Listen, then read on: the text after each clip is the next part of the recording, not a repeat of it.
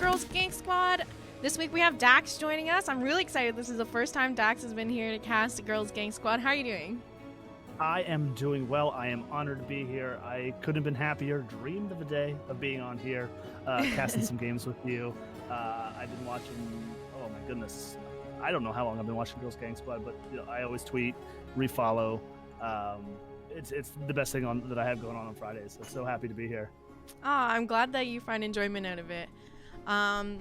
So this week we have Mayday returning once again. I think this is their third week now being the reigning champions, and they're taking on a new team, Rdy2Feed. We got some new faces and some veterans to Girls Gank Squad on Rdy2Feed tonight. Smoogie, hello, Crushinator, Luminaire, Cookie, Immerin. Thank you guys so much for coming to watch Girls Gank Squad tonight. We're gonna get the readies from everyone, but this is how it played out, guys. First pick option or map pick went over to the returning champs, Mayday. They decided to take first pick, and Rdy2Feed's taking us to Dragonshire for game number 1 of our best of 5 series. My least favorite map, it's up there with Traxex. You know, you and me both offlaners, but like this map, you know, the offlaners kind of get to flex their muscles a little bit, but I don't like it. I am the double soak bot type person where like I just like to enable my team to do all the fun stuff that they want to do. So looking for some tips and strats for this map. Yeah, for sure. It's definitely a map where the solo lane gets to shine a little bit more because you have to win the matchup, not just soak the lane on this map and another map like Traxex. Kai says in chat, hopping in to say Daxx is dapper as fuck. Hello. Yeah, he showed up all in like a suit, and I'm just wearing a black hoodie. Like, yeah, I'm ready to cast. It's gonna be chill cast night. Hey, you know what? It's quarantine. This is probably, honestly, the best outfit I've worn in probably about 4 or 5 months. So, given any opportunity at all whatsoever to at least get out of, you know, sweatpants or, you know, gym shorts and a t-shirt, I will gladly take that opportunity. Well, I think these teams are ready to get into game number 1 here on Dragonshire. We got the readies in chat, so we're gonna get going here.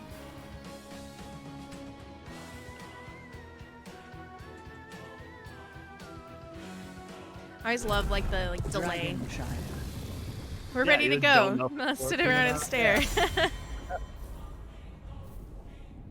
Right, so you know some of the veterans here. Oh, hang on. The game's not showing up. There we go. Oh, okay. There you go. I mean, what? Transition to a black screen. So, here's the thing. Mayday has a few players that definitely have some main heroes that are a bit of a pain in the butt to deal with. Traxex likes to bring out that murky, sometimes Miss Pussycat, plays a mean diva. Slice is known for her tanking. Kai is known for her healing. Both of them have a pretty wide roster to choose from here. And Swyft, we've seen her rock Lunara Phoenix and Falstad. So those are some things we can look for coming out of Mayday. On the side of Rdy2Feed, this is a brand new team here. Breakwood, we all know she has a huge roster to choose from and plays them all well. But you know, they have Lakefu on their team tonight, so they also have a healer main that can play pretty much anything. We have some faces that are a little bit new and someone that's brand new to Girls Gank Squad. Snarfungus, this is her first time playing in it. I don't know anything about her hero pool, so I'll be interested to see what role she ends up stepping into these matches. And historically, Unicorn Toots has been tanking a lot recently, but she's also known to pull out some heals as well. So we'll just have to see how this all plays out. Yeah, and we're going to see a couple meta bans here. We're going to see that Cassia ban, Decker ban.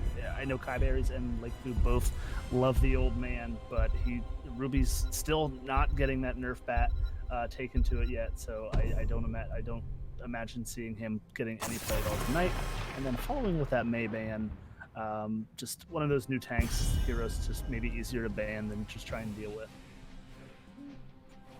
Yeah, surprising that they are choosing to ban it as they have first pick, and they do have a May player, so maybe they are going for like the ETC with the new 13 talent he has going on for him. But we'll just have to see. We did see that Chromie getting taken out. She had some updates to her Dragon Breath talents on the last patch, so can pump out a little bit more damage and is a little bit more of a threat right now in the meta. I believe she is the highest win rate hero currently on Hot Slogs, I believe. I didn't check right before cast here, but we're gonna see Miss Pussycat grabbing that first pick, Li Ming. And this is another hero Miss Pussycat has brought to GG's a few times now. She does play a mean Li Ming. And likes to, I hope we get to see her sneak in that diva pick, but her Ming is just as scary. So Unicorn Toots picking up that ETC. I didn't think he would be left too far along in the draft here with his talent changes that he's had recently. Yeah, Encore just create an 8% base 8% reduction on any alt or either alt, whether that be Mosh Pit or even Stage Dive. Being a real pseudo global here, but we might see Slice pick up that Diablo if just to maybe counter that Mosh Pit if that's what he's going to do here. But we're going to see the Johanna, just another counter to the Mosh Pit, and the Li Ming Ana combo. Fearsome throughout all the leagues. Absolutely. Nano boosted Li Ming, definitely a scary thing to deal with in a fight. I do like these changes to ETC though. Taking that level 13 talent now, it makes him, you have to play him a little bit differently, right? Because you want to get that cooldown on your ult as fast as possible. So you have to be a little bit more aggressive. And ETC typically an easier tank to kill, really. So if he's in there trying to get those resets by hitting those face melts, it's a little spooky, but it might pay off if you have the skill to make it work. Yeah, absolutely, and the communication needs to be there with your team. Getting the Bright Wing, but those boobs could really screw up a lot of skill shots. So I think it kind of lends to playing ETC. I don't want to say incorrectly, but you want to be spamming that W on as many heroes as possible to try and, like you said, to get those resets. But I mean, you can really kind of allow your damage dealers or even Bright Wing Q to miss a lot of the targets. Absolutely. Oh, this is a nice little pair up coming in as well. The Abathur Jaina matchup. Great clone for Abathur with the Jaina pick here. Got some spice going on in game one here. I know what Abathur does. I don't play him. It's way too difficult for me. I can barely play Raynor properly. The auto attack hero, the right clicker. But I'm excited to see it. We could maybe see an Illidan since all the bans are out. But we're going to see Swyft. I'm guessing that Falstad ban was for Swyft. She does play that Flyboy pretty well. Traxex grabbing that Vulcan. Is beyond your reach. All right, the Malthael pick coming out as well from Breakwood. So Breakwood's probably taking that top lane into Swyft, who's taking that Urel. I have not seen Swyft play Urel before. This is going to be an interesting matchup in the top lane here. Yeah, I mean, the Swyft is going to have to play that game of, keep away from Malthael, not allowing that Malthael to, get close enough to auto attack her. But she's going to be able to kind of bully on that objective there a little bit. But at Abathur is going to be able to soak that mid lane, no problem. Urel might be able to sneak down, or maybe Slice rotate up to the middle to grab that soak. Yeah, lots of options here, especially if Malthael takes on a Pale Horse. He'll be able to get that rotation in for the mid soak easily with the extra mount speed. Yeah, I like this. There's a lot of help for Breakwood in the top lane if she needs it, but I think she'll be able to hold her own pretty well against Urel. Yeah, I definitely think so. There's a lot of damage coming out on the side of Mayday here for the Bright Wing, so I do like the Abathur pickup here. So they will get the extra healing and the Bright Wing spell shield to kind of counteract all of that blow up from the Li Ming. All right, well, here we are. Game number 1 of our best of 5 series on Dragonshire. And on the left-hand side, we have Rdy2Feed with Unicorn Toots on the ETC. Lakefu playing Abathur. Snarfungus on the Bright Wing. Breakwood taking that Malthael. And Myserysyn on the Jaina. All right, and on the right-hand side, in the red trunks, the reigning champions, Mayday. We have Slice on that Johanna, Kiyeberries picking up the Ana, Swyft on Urel, Ms. Pussycat on the Li Ming, and Traxex on the Zul'jin. 3, 2, 1.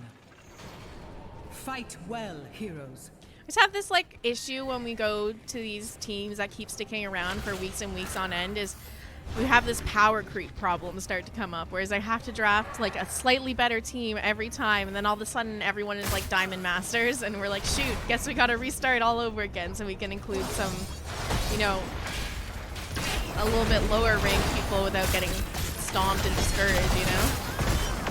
Yeah, absolutely. But it's just one of those things where, like, I definitely like playing, playing some games with you and Alicia, and just the CCS, the scrims. As long as you can listen, and just practice, not dying, and it's definitely you learn a lot. That's the best way I think I can put it.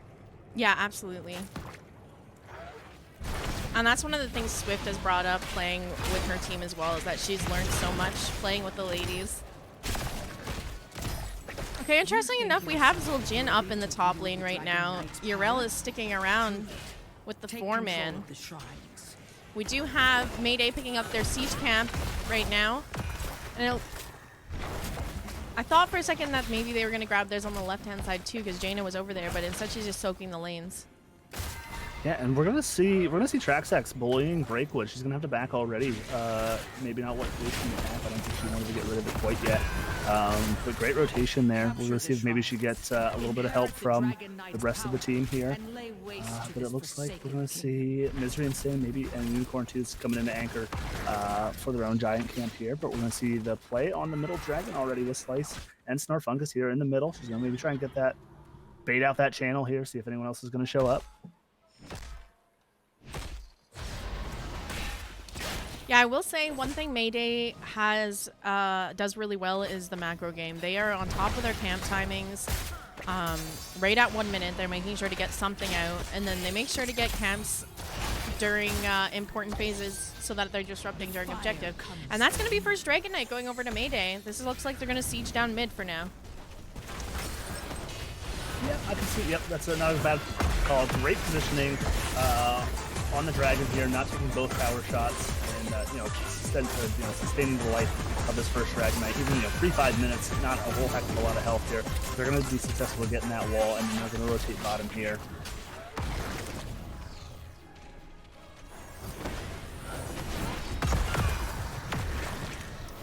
It's always a great idea to try and get that fountain down in the bottom lane, because it makes it so much easier to win the 4-man when you can't back up and tap on the enemy side. Uh-oh, looks like we lost Kai. Alright.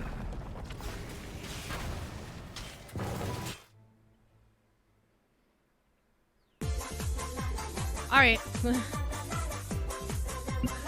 Maybe some lag. Yeah, I know some nasty storms rolling through depending on where everybody's at. Hurricanes or just, summertime thunderstorms. A lot of winds up here in the northeast. Hopefully it's something too serious and she gets back in here.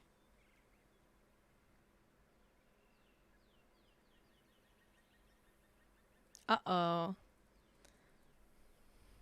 Everybody lagging. Everyone's lagging? Uh-oh. All right. Well, we wait for a little bit. Let's see what chat's up to. We got a couple new people joining us now. Kikiri, how are you doing? Brando, what's up? Poppin' Fresh is here. Immeren's here. Easy K's dropping by. You're not lagging and you're in game at the moment? Okay, they're ready to get back into this. Has rejoined the battle.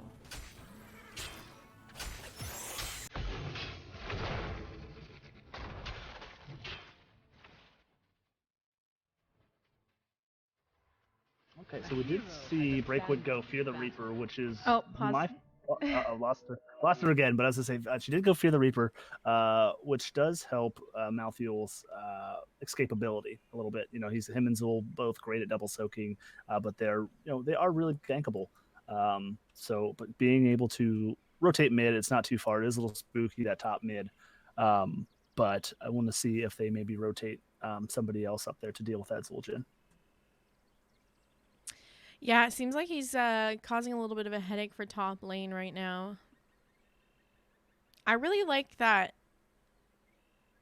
Mayday's decided to throw him up there and shake it up a little bit instead of just sticking Yrel up there to try and deal with it. Yeah, it's that's one of those ones like Zul'jin I like to take up against Rexxar as well on this map because it kind of puts the Rexxar player in a little bit of a bind, just getting stacks on Misha. Yeah, absolutely. But yeah, I mean, like you said, amazing call there. I mean, we could possibly see the Brightwing rotate up, kind of poke a little bit. I mean, I don't think you want to get rid of Jaina altogether and just put her up in that top lane. But yeah, maybe Brightwing, she can Z in on some maybe team fights down at the bottom. Polymorph the Zul'jin and just kind of be a hassle a little bit. Absolutely. Like I said, there's a lot of support for Breakwood up there if she needs it going into him because they have the hat from the Abathur and they have the teleport from Brightwing that can heal her up and save her if she gets into a sticky situation. So it's definitely not impossible for her to win that lane even with all that ranged damage onto her. Yeah, I mean, she's if you were to take a peek at the stats here, I mean, she is trading her heart out right now. She has the most siege damage, basically all the stats for the team currently, but that's a solid 5,500 damage into the Zul'jin. But has his own heal. He is kind of locked in place.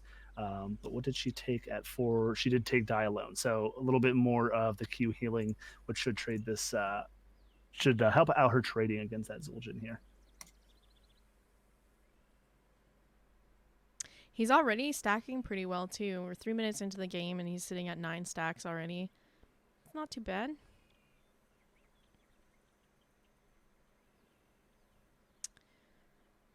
What else we have? ETC. He took Prog Rock at 1, so he's sitting at 8 globes already as well. Yeah, there's not really much going on. We got that first dragon, and now, they got that wall down mid, and it's just back to normal gameplay as soon as everyone gets in here.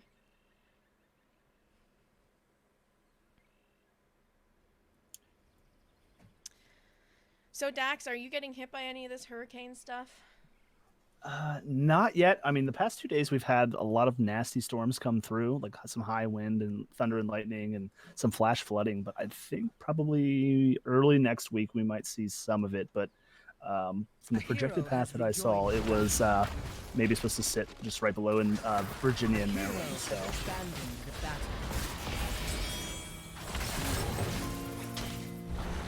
I think everyone's back in now. It did the voice command of someone's abandoned, but it's a lie. It is a lie. All right, hopefully that's all of the issues out of the way for tonight, and the rest of the night goes smoothly here. But in terms of what's going on here, both teams pretty even on XP. Mayday slightly ahead. That bottom camp is up and available. Both teams kind of just taking a peek at it to make sure no one's trying to sneak it. Yeah, just a little friendly trade, friendly poke down here in the 4-man. Really get that good slide coming out onto Miss Pussycat. But we're going to see Myserysyn rotate back in here to make it a little nice 3v3. But Swyft is hiding in his bush. Maybe try to get a little flank, jump on the back line, and maybe try and put Jaina onto the front line for the team. See, and here's what I said earlier. Mayday really on top of getting those camps here. Their Giants came up and they're immediately taking them again. Meanwhile, Rdy2Feed missed a little bit of soak in that mid lane. There was a wave that crashed there, and I don't think there was anyone quite there to pick up the XP globes. We did have the Malthael rotate down to grab those the next wave, but that's going to cost them, little mistakes like that is going to make sure that Mayday keeps a little bit ahead and going to hit those talent tiers a little earlier than Rdy2Feed. Harness the power of sun. Yeah, both teams playing really safe here. I mean, like I said, it is just a soak game at the moment. No kills for either side. Just some friendly poking and some positioning here. Rdy2Feed did manage to get that bruiser camp in the bottom lane. Meanwhile, Mayday picking up their bruiser camp to help their top lane keep that lane pushed out and lots of pressure going on there.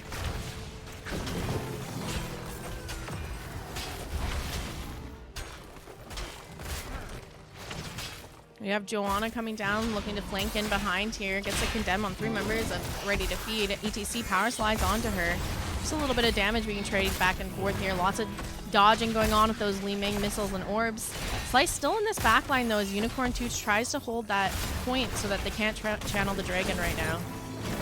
Power slide going out onto Joanna, who gets polymorphed, and lots of damage being dumped onto her, but she pops her trade and is walking out of there just fine. Miss Pussycat getting a little bit low, but Anna will have them healed up in just a moment here, and they can go and look for the re-engage.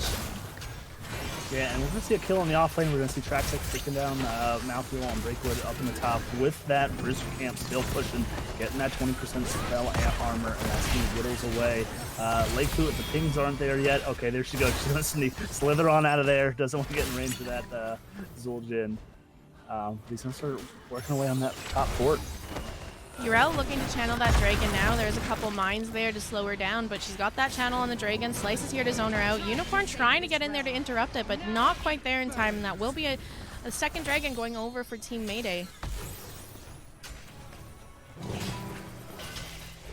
Yep, and they're going to continue to work on mid. I mean, Zul'jin's got, you know, that wall down and the first little bit of that top fort down working.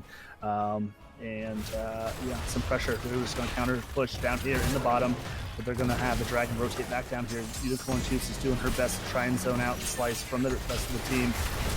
Johanna's going to pop that unstoppable and try and just get back in here as Swyft starts just wailing away right here on this bottom fort. Yeah, this is a bottom fort, definitely going down here. Even if Dragon doesn't quite finish it off, Li Ming will. UnicornFarts in this back line, just trying to create some space here. And that's all she wrote. That's that Dragon Knight down. Siege Camp is up on the side of Rdy2Feed. Looks like they're going to try and pick that up. Again, Mayday just slightly ahead on XP right now, about half a level up. Breakwood struggling with this matchup in the top lane. So it looks like it was a good call to put Zul'jin up there. It's working out really well for Mayday. Yeah, I'm trying to look at the... Wait, just as we say she's struggling, she just turns around and kills that Zul'jin and walks away with just a little bit of her health left there. Almost as if she wanted to prove us wrong. Yeah, absolutely. Looking for maybe a tap and maybe rotate in here mid to try and help her team out, try and catch some of the soak, but I don't know if she wants to step up completely. Maybe to call in a Johanna there, bully her out of the lane there a little bit. But now's her opportunity. It looks like, you know, with even the kills out, they're going to just catch back up on XP soak. Breakwood pulling ahead of the Zul'jin here, but it's pretty evenly across the board here at the top of the XP soak. But then we're going to see, you know, 3 members of Mayday coming in line next. So that looks like the XP set is maybe a mid-rotation and maybe a little bit of a bottom. You do have to remember level 10s are hit now, and teams both even on XP, hitting 13 at almost the exact same time. So we do have that nano boost in Li Ming as a threat here. Jonah did talent into Blessed Shield as well for some lockdown for her to combo those targets. On the other side, though, we got the Mosh coming out, and interestingly enough, it's actually Water Ellie being picked up by Jaina instead of the ring to pair with Mosh. Yeah, Water Ellie's going to, you know, add a little bit to the poke, add to that damage a little bit, but we're going to see Abathur with that ultimate evolution. So when they hit their level 10 spike here, they will actually have that extra body to be able to contest some of these points. That was Blessed Shield being popped there by Johanna so that she could escape. So they're down 2 ults for now. I mean, Li Ming's ult is very short cooldown, so it'll be up again in a moment. But definitely something that if you're playing ETC, you want to look out for. If that wave of force is down, well, that's an interrupt down, and they don't have, right now, they don't have a lot of interrupts on the side of Mayday. They have that Blessed Shield, they have the wave of force. Johanna could pop her trade and condemn. Those are really the, I guess, I don't know if a Yrel Q is ranged enough to knock them out of it, so... No, the W isn't close enough. It's about the same range. And, yeah, you definitely get caught in there. Maybe an Ana sleep if there's nobody else in the way. Yes, true.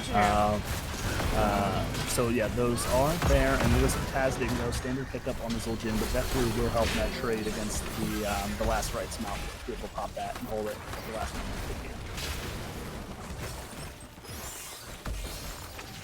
Zul'jin is sitting in the mid, ready to interrupt anyone who shows up there. I'm just going to pop up there for a second because it looks like Breakwood's going to try to take that, and there's 2 members of Mayday sitting there ready to interrupt if needed. Yrel's going top lane to try and take that cat back. Traxex chasing Breakwood away, and she's not able to get this Dragon channel. Meanwhile, bottom lane, Johanna on that point, trying to take it back.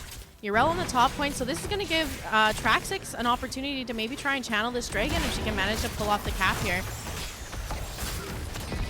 Jo getting quite low here as she's been trying to take this point back, but here comes the Zul'jin with the flank, just chunking down UnicornFarts. And Brightwing coming in with a teleport. Here's the Mosh, immediately is slept. Tazdingo popped. He's looking to try and get out here. Now we have the Nano Boost of Li Ming. And this is a 5v3 in the bottom lane. Breakwood's here now, but we have the hat, so it's pretty even now. And Nano Boost is going to fall off in a second, and they might be able to turn this here. We have the ult coming out from Breakwood, and that's Li Ming falling. Now the rest of the team getting chased down. Urel still in there, but knocks him back, looking to escape now. And this is going to be bottom point going back over to the side of Rdy2Feed. Yep, and we're Lakefu slugging her way over to that top point, being able to cap that, getting back now, and then we're going to see Rdy2Feed here, maybe try and get their first Dragonite of this game. She's a little sluggish tonight, that Lakefu. Yeah, she is. Just, slugging back behind the wall there. Urel is back top, capping the top point, so they don't have to worry about contesting mid for a little bit. And now teams are both just looking to maybe pick up some camps here. We got Unicorn Toots checking out this camp, maybe trying to get the invade here if her team can come help her, but she needs to be a bit careful. Brightwing just TP'd top, so she doesn't have that healer support, and this will be a 2v3 for her if she decides to stick around. Traxex putting out some good damage here, and they're going to be able to cap this siege camp without much issues, as 4 of them are down here, and it's just the 2 of them to contest it. But again, Dragon's ready to be channeled. Ming there for the interrupt though, so Breakwood not able to get that off.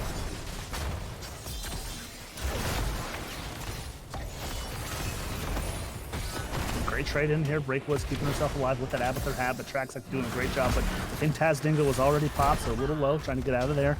Unicorn Toots doing a great job zoning for her team, but we see Lakefu coming in, getting the mosh pit coming out. We're going to have the double Jaina, unkillable Tazdingo. There it was again. Nice boop on the Swyft, not getting the rail jump onto the back line here, and both teams going to be able to sneak out with no kills. Yeah, and that is cloned down, so a little bit team fight potential lacking now on the side of Rdy2Feed going forward here. Unicorn Toots really struggling to get these moshes off. Mayday is doing a good job of making sure they have some kind of interrupt for it. Every time she's popped mosh, it's just immediately interrupted. Kind of throws back to what I said, and you need to be really careful. It looks like she's getting in a little bit of trouble here, but Brightwing has that teleport up and available. She's going to be fine. Shield's going onto her. She's walking away. Abathur hat on her, and she's going to be just fine here. Now they have this dragon to defend. Looks like they're just going to siege down mid. Maybe look to try and get this front keep wall as well. Power slide out onto the... Again, the mosh interrupted almost immediately, but Kiyeberries getting really low here. Are they going to be able to get this kill on her? The hat goes out onto the Malthael to try and secure the kill, and we do see the Ana fall. Brightwing getting really low as well, but she's managing to survive by just keeping on the outskirts of this fight. Instead, it'll be Malthael falling, but that was a 2-for-1 in favor of Rdy2Feed, so this is kind of what they need going forward. They're going to be able to get this Dragonite down. Hopefully Snarfungus can get out here, but unfortunately, no, she's going to fall as well, making this a 2-for-2. And Unicorn Toots getting a little low there, but being able to get some of those resets there. We're going to already see Mosh Pit sitting at a 40-second cooldown. That talent, I think, is going to be toned down a little bit, maybe in the next month or two. And Miss Pussycat having the blink to get out of there safely. I mean, overall, not too bad. They didn't lose a keep. They have Mule, too, to build up these front walls on their keeps. So that little bit of damage they got on that bottom tower already being healed up. Mayday taking Rdy2Feed's siege camp over here, though. Unicorn Toots needs to be a little careful on this rotation. She could get caught out.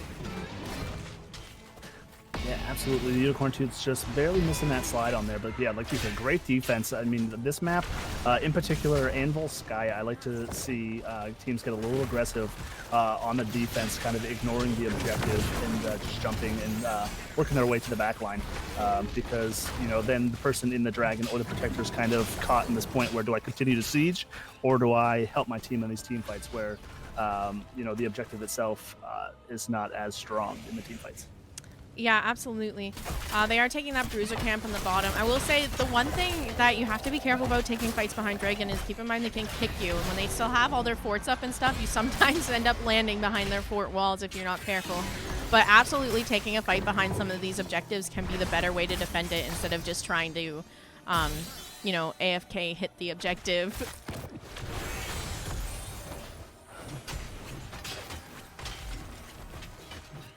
Malthael a little bit overextended. It looked like they might be rotating to try and pick her up here. She does have the Abathur hat on her. Brightwing teleport coming out to heal her up here.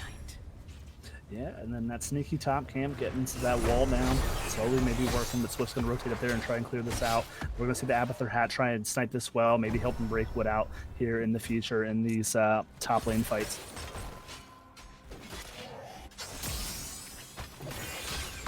Yeah, Abathur is just slowly but surely like, causing a lot of pressure on that top lane. Breakwood a little bit overextended here. We have the Blessed Shield connect onto her, Condemn coming out as well, and she's just going to be deleted from all that blow-up damage.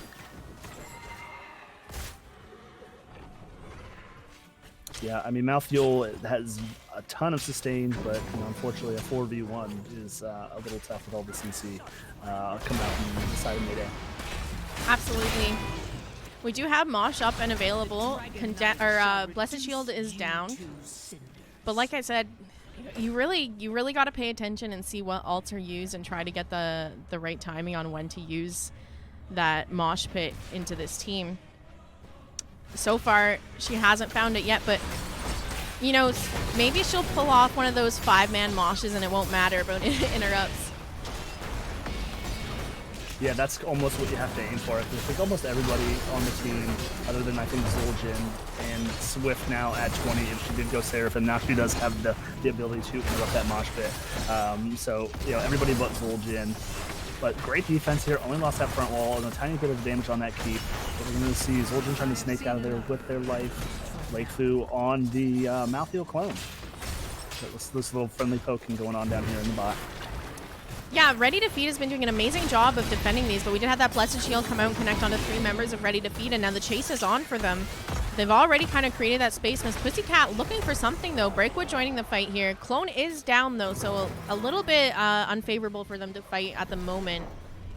They do have their siege camp up and ready to take. It looks like Mayday also posturing for this invade here. Unicorn2's trying to do a little bit of zoning, but Slice is just walking in there. Unicorn2's getting really chunked down fast by that by Traxex, but she took that death mosh. Unfortunately, none of the team close enough to get hit by it, so this siege camp will be going over to the side of Mayday.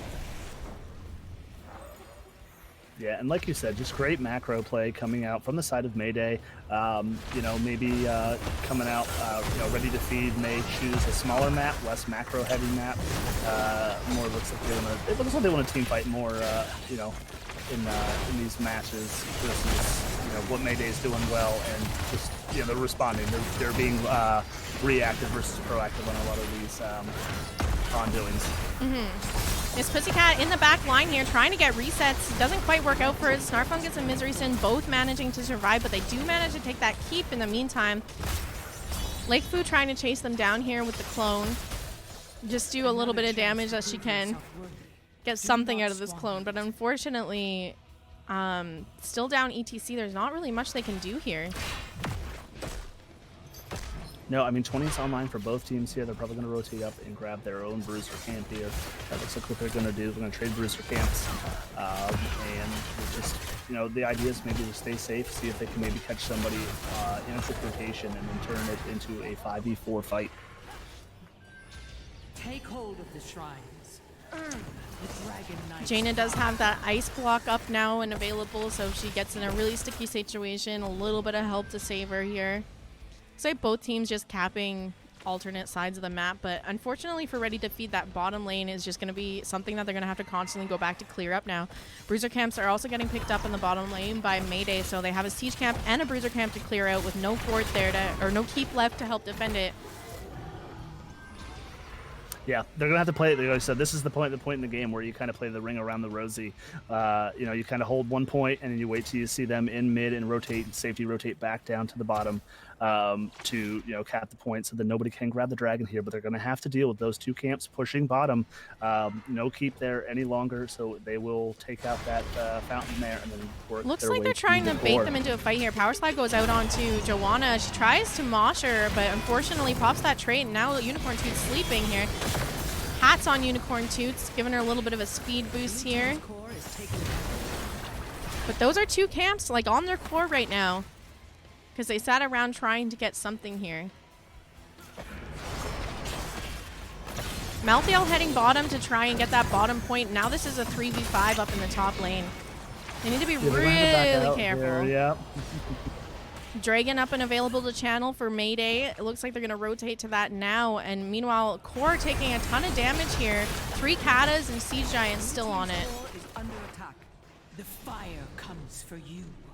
I imagine this is just going to be Mayday going straight bottom and doing a Core call here. Level 22 with the Dragon. Lakefu hiding in the bush here. Oh my goodness, she's getting caught by Slice. Slice sees her in there. Dragon has her, and that's Lakefu dead. Not as sneaky as she thought she was.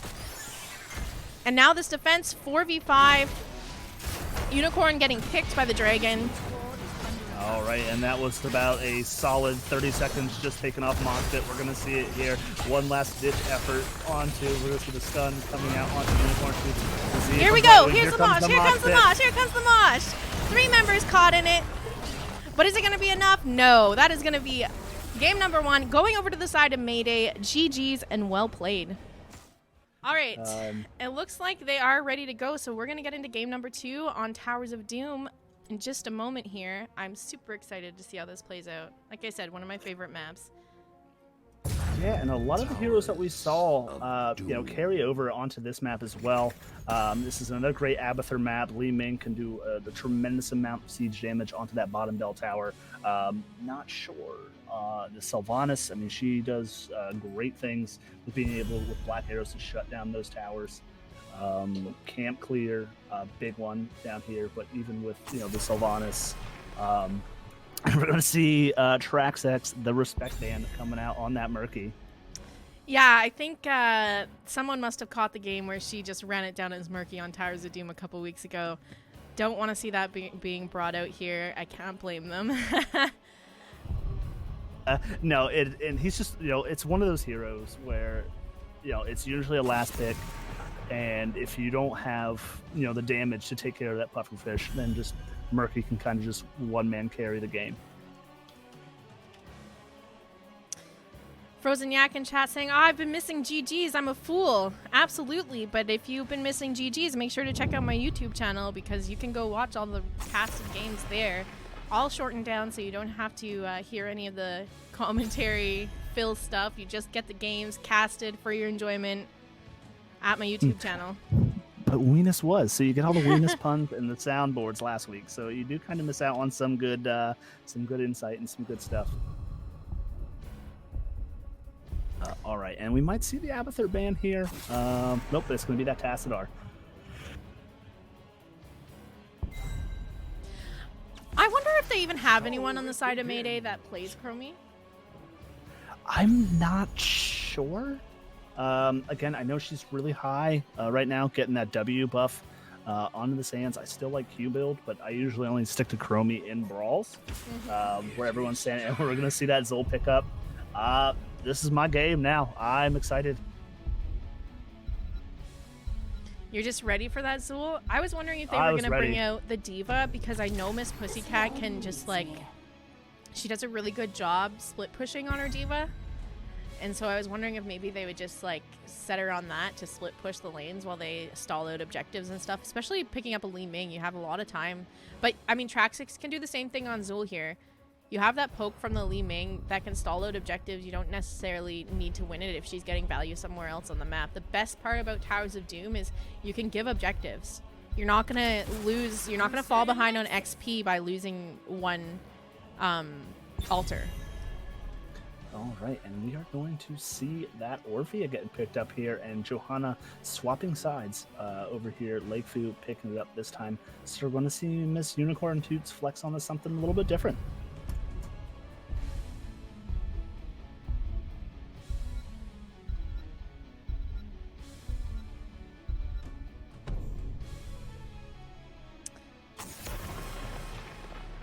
The Leoric ban coming out here. Yeah, solid ban.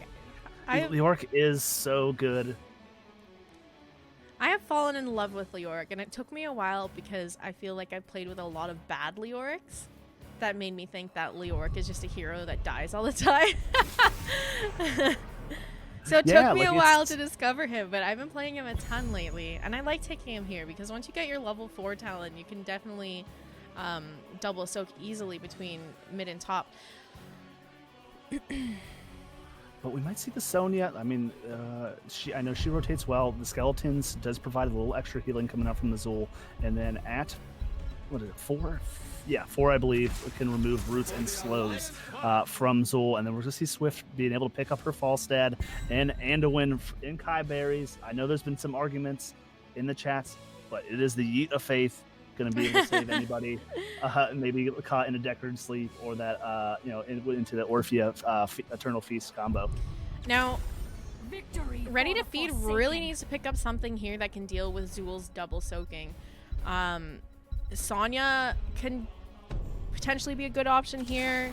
They're going to go with the Yrel, though. Yrel's also not bad because Yrel can bully Zul in lane. I know that there's been times where matched up into a Yrel with a Zul on my team, it's hard for him to double soak and mind his own business with a Yrel jumping on your butt the entire time.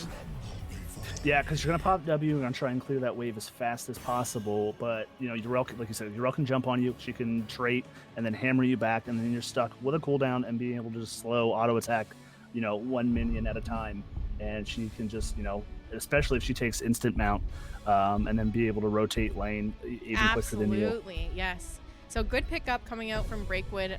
I know Breakwood has been mostly trying to stick to offlaners here, which is fun to watch. So yeah, I'm not surprised. She has that nice pool of offlaners that she's working on. For those of you that don't know, Breakwood trying to get picked up for CCL this season. So if you're interested, keep an eye on her as a potential draft pick coming up into the Heroes Hearth event. Yeah, and then we're going to see Slice on that Spicy Diablo. I know she likes to go the auto attack build, which is my favorite Diablo build as well. So my guess is probably the Light Bomb combo into that. A lot of CC, so maybe we see Swyft pick up Hinterland's Blast. But Gus could save a lot of team fights with the Johanna Bless Shield, Eternal Feast, Deckard Sleep, Sylvanas Wailing Arrow. But I like the team potential from both of these teams. The double soak is going to be I think the make or break for either team here in this match. Absolutely. Well, here we are, game number 2 on Towers of Doom. On the left-hand side, we have Rdy2Feed with Snarfungus on Orphea, Myserysyn playing the Deckard Cain, Breakwood taking the Yrel, Unicorn Toots on Joanna, and Lakefu on the Sylvanas. All right, and on the Mayday, we got Traxex on the Zul, Kiyeberries on the Anduin, Slice on that legendary Diablo, Miss Pussycat on the Li Ming again, and Swyft on the Flyboy himself, Falstad. I've kind of been liking Diablo lately. He feels really good right now. Yeah, it's just one of those as things. I say that, Slice is just getting decimated here, losing all of her health, but she doesn't have souls now, so it's to be expected that she's going to take a little bit damage easy here. Yeah, absolutely. And, Feast on Fear, great talent. I'm surprised it really wasn't Devil's Due, kind of fighting in these lanes for majority of the game. Can get a lot of value here. But she's going to, half health, unstoppable. Slice getting really back. Oh, amazing Q coming out from Kiyeberries there to save the day. Miss Pussycat doing a good job, too, just keeping the damage pumped out in these teams from having to back off here. He's like, Fu got really low here. Deckard Potion's coming out now, and they're getting healed up. Camps are up and available. One thing that Rdy2Feed needs to work on a little bit better is getting those camps at 1 minute, and it looks like they've learned because they are on that camp ready to go here. Meanwhile, Mayday not quite on there, so this is an opportunity. If they get this out fast enough, they can look for this invade. They have started it up now, and with Lakefu being the only one on the camp, they're probably not going to have time to invade here. Slice is even setting up in the bush to keep an eye on the rotation and the invade if it does happen. Getting a little bit caught, lots of damage being put onto her, but nowhere near dying here. So that's both camps. Yeah, both camps. Sorry to cut you off there. No. Both camps picked up, and now just going to try and clear out, hopefully push it in if they can. We do have level 4s coming up in a moment here. It would have been real nice if Sylvanas could grab that level 4 before they walk these pumpkins here to maybe grab a Merc Queen for extra damage on these front forts. She might be not quite fast enough. All right, and we did see percent base damage. I always forget. Overwhelming Affliction taking that one on Sylvanas. Just gonna pop up and look at this solo lane now. Breakwood jumping on to Traxex, and we have the Bone Prison going out onto her. But yeah, like we said, Breakwood is a little bit playing a Urel into Zool. You can bully him a little bit in the lane and still manage to keep up with that soak, so it's a good thing. But Traxex still doing a pretty decent job keeping the pressure on in the mid and top. Yeah, Slice is a little low. Gonna have to back here. Trying to be back for objective in 9 seconds. So this could put an opportunity here for Rdy2Feed to maybe get an early advantage here on map number 2. Yeah, absolutely. Lakefu's already channeling this. The rest of the team sitting forward, zoning them off, and trying to poke more damage onto this bottom keep. Now, most players know, but if you don't, grabbing this bottom keep is super advantageous for you because you just create this area that zones out the enemy team from being able to get to objectives. Since you have one that spawns in the mid and one that spawns in the bottom, it forces them to have to fight and try to get to them through this choke up here. Oh, and Slice is coming in on the flank. Lakefu a little low, gonna get the Q, but Unicorn Tooth's great with that Great Condemn, pulling the Slice off of Lakefu, so she's gonna be able to sneak out there. But Unicorn Tooth is a little low here as well. Decker's a little on mana, Snarfungus so not a looking whole for lot the of pick healing on Miss coming out. Pussycat, though. She's in there. I think she got an auto attack off. I'm not sure how many. Oh, she hits the potion. She's gonna live. Oh my god. Capri Sun's just hiding in a bush for Snarfungus. Oh my goodness, what a team fight there. Yeah, that was insane.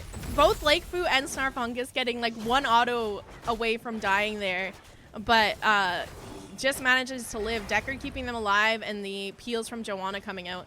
Now, Mayday looking to invade this siege camp here, as they know that they just got the team pretty low. Snarfungus getting caught here, bursted down, and that's going to be first blood being drawn by Mayday with a pick onto Orphea, and now the siege camp being stolen as well. But I definitely like the play. I mean, that probably wasn't Hang on. intentional. Breakwood's okay, not letting this go without a fight. She jumps on to try and stall it out, but she's zoned off of it. And now there's a little bit of a skirmish going on here, but this is a 4v5. They need to be careful. Breakwood's getting low. Lakefu's getting chunked down and chased down by Swyft, and Slice is in the back line as well here too. They are managing to walk away. They have those potions, but Breakwood falls. Lakefu's still living. Unstoppable pop by Joanna, but the Bone Prison's still going to hit her. And now they're down. Well, it was a 1-for-1, so both 4v4 going into this bottom fight here. Swift hero. Looks like Zool's just going to continue to soak. They don't have any interrupt on this. No one that can kind of step up to stall this out. So that's going to be objective going over to Mayday. Yeah, and then that bottom fort here was left at about 1,100 health. I mean, they did prep it for possibly, you know, when the next team fight, being able to cap that right before next objective.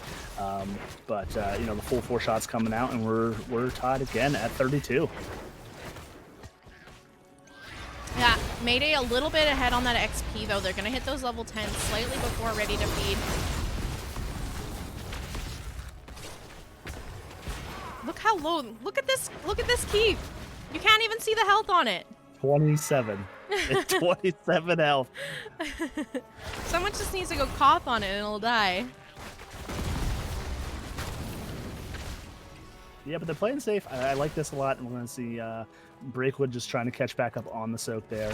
And that's the difference there, that you know, Breakwood had to rotate and help the team maybe defend that a little bit, while Traxex on the Soul was able to just kind of, you know, do their thing between top and mid. And Sylvanas doing a good job making sure those minions fell asleep so they couldn't just run in to do extra damage, but they did manage to get that front wall down anyways. Level 10s are hit. We have Poison Nova being picked up by Zool, Light Bomb by the Anduin, Apocalypse by Diablo, Wave of Force by the Liming, and Mighty Gust being picked up by the Falstad.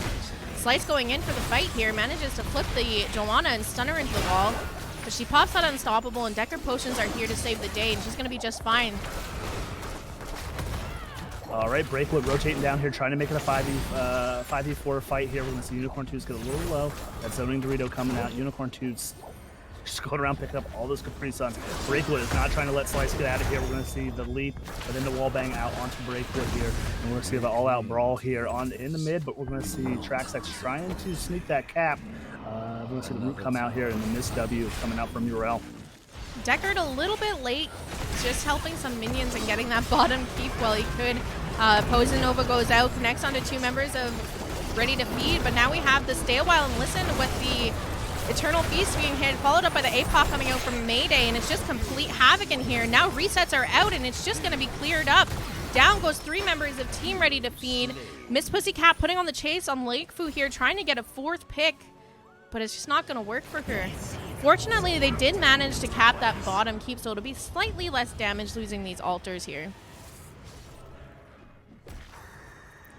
Yep, and then with 3 members just coming up now, we might see just everyone rotate here onto this bottom camp there. I was expecting maybe the invade, but we might play a little bit safe here.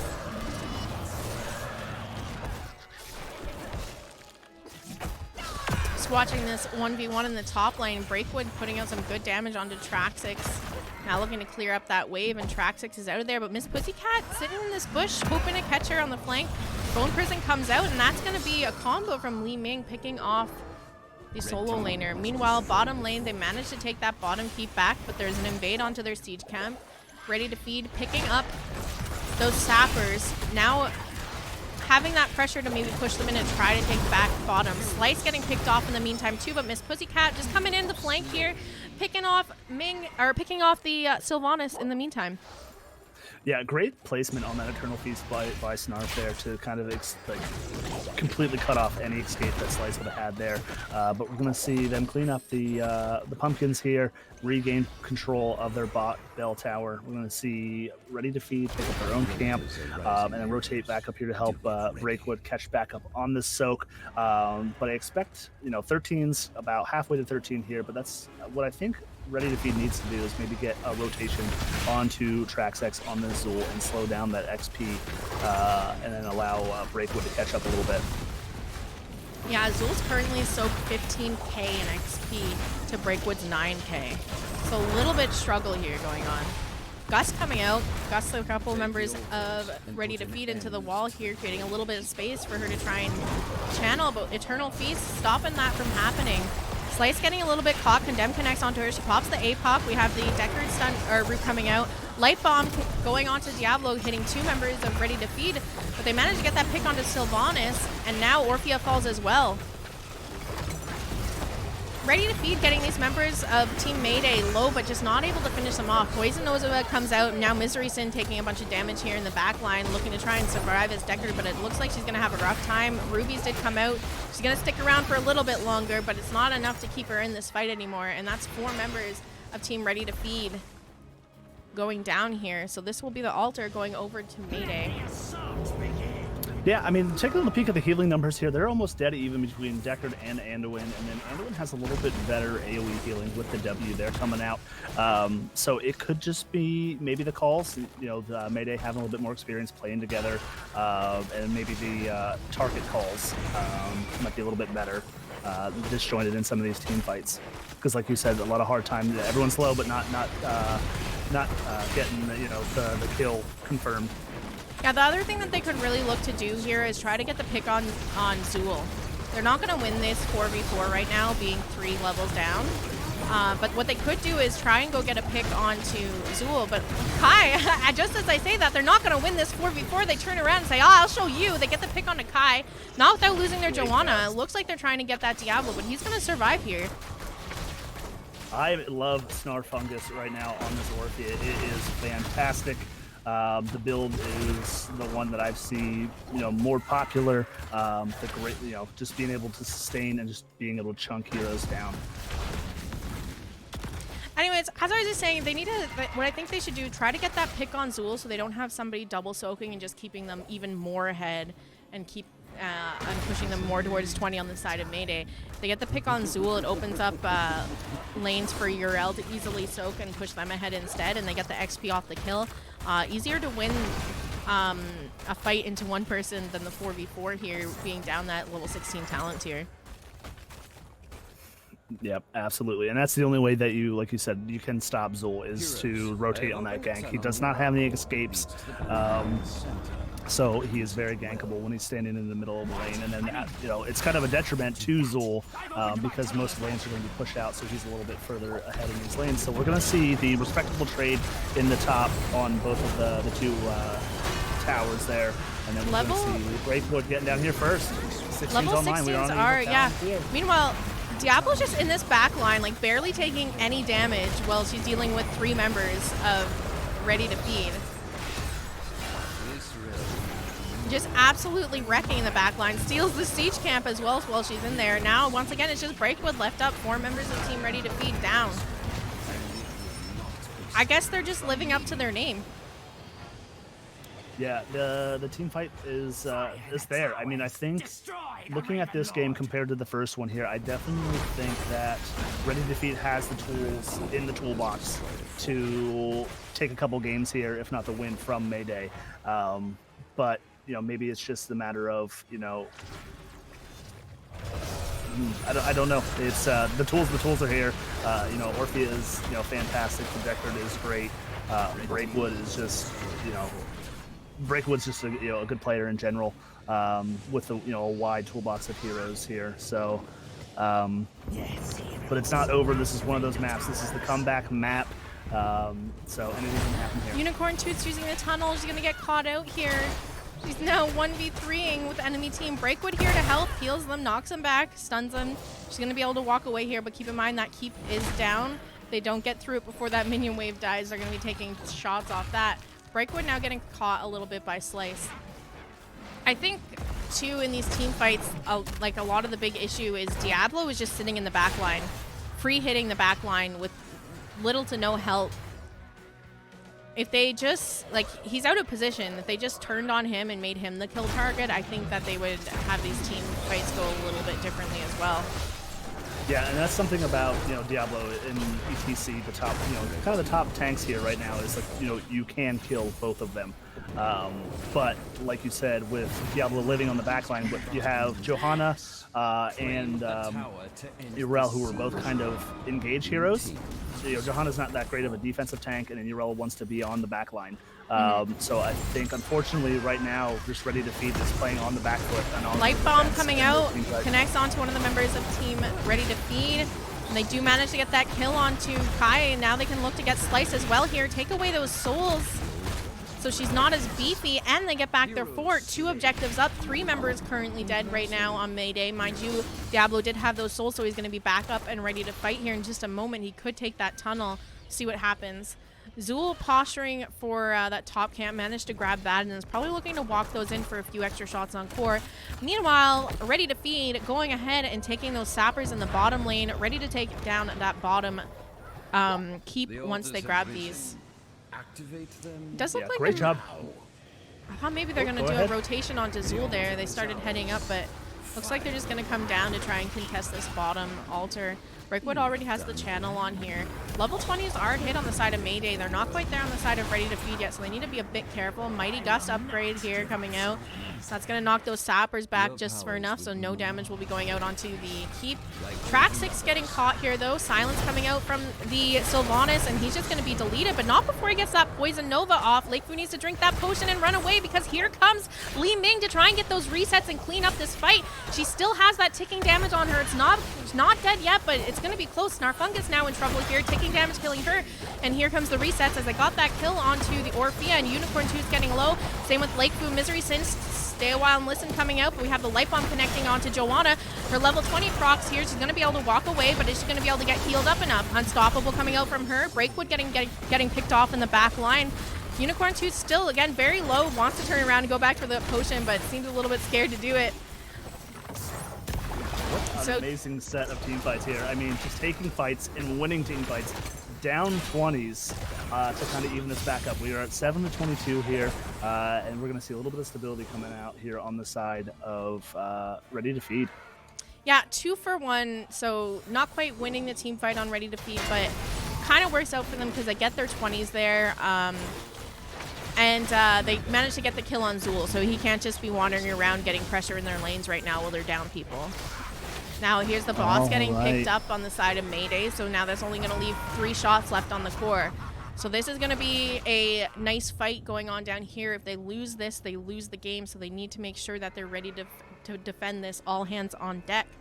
Urel going to be a bit late here as she's just spawning in as the objective spawns. So we can expect her to take the tunnel, but here comes Diablo with the flank. Manages to land a stun onto Lakefu. Lakefu still managing to survive here. Light Bomb connecting onto Diablo, but it happened just as he teleports away. Meanwhile, Miss Pussycat in the back line just blowing people up. Lakefu getting so low. She's looking to try and pick up some potions, but Swyft is zoning her out. She's scared to step up to grab those. Stay a while and listen, trying to come out here, but it was interrupted by the Diablo. Now Swyft on Lakefu. Just manages to escape there, and Traxex getting quite low. We have the Eternal Feast coming out. APOC coming out now, connecting onto Myserysyn, and down goes Decker. Lakefu looking to try and pick up some potions here, but no mana either. Traxex getting low. They managed to get the pick, and now it's 2 for 2. Now 3 for 2 in favor of Team Mayday. Breakwood getting low, but they have those potions respawning. If she can manage to stay alive and kind of dip and dive towards them, they might be able to make something happen, but unfortunately it's just not working, and this is going to be game number 2 going over to the side of Mayday. GG's, well played. GG's. What a second match that had lived up to, it's scaling now is how it's going. But great job on Breakwood there. I thought they were going to be able to turn it around. She was doing the best she could to zone off Kiyeberries and Miss Pussycat on the Li Ming there that I thought they were going to be able to kind of reverse that there, and almost did there. It's, oh my goodness, Decker being able to out heal the Anduin, but just maybe not enough.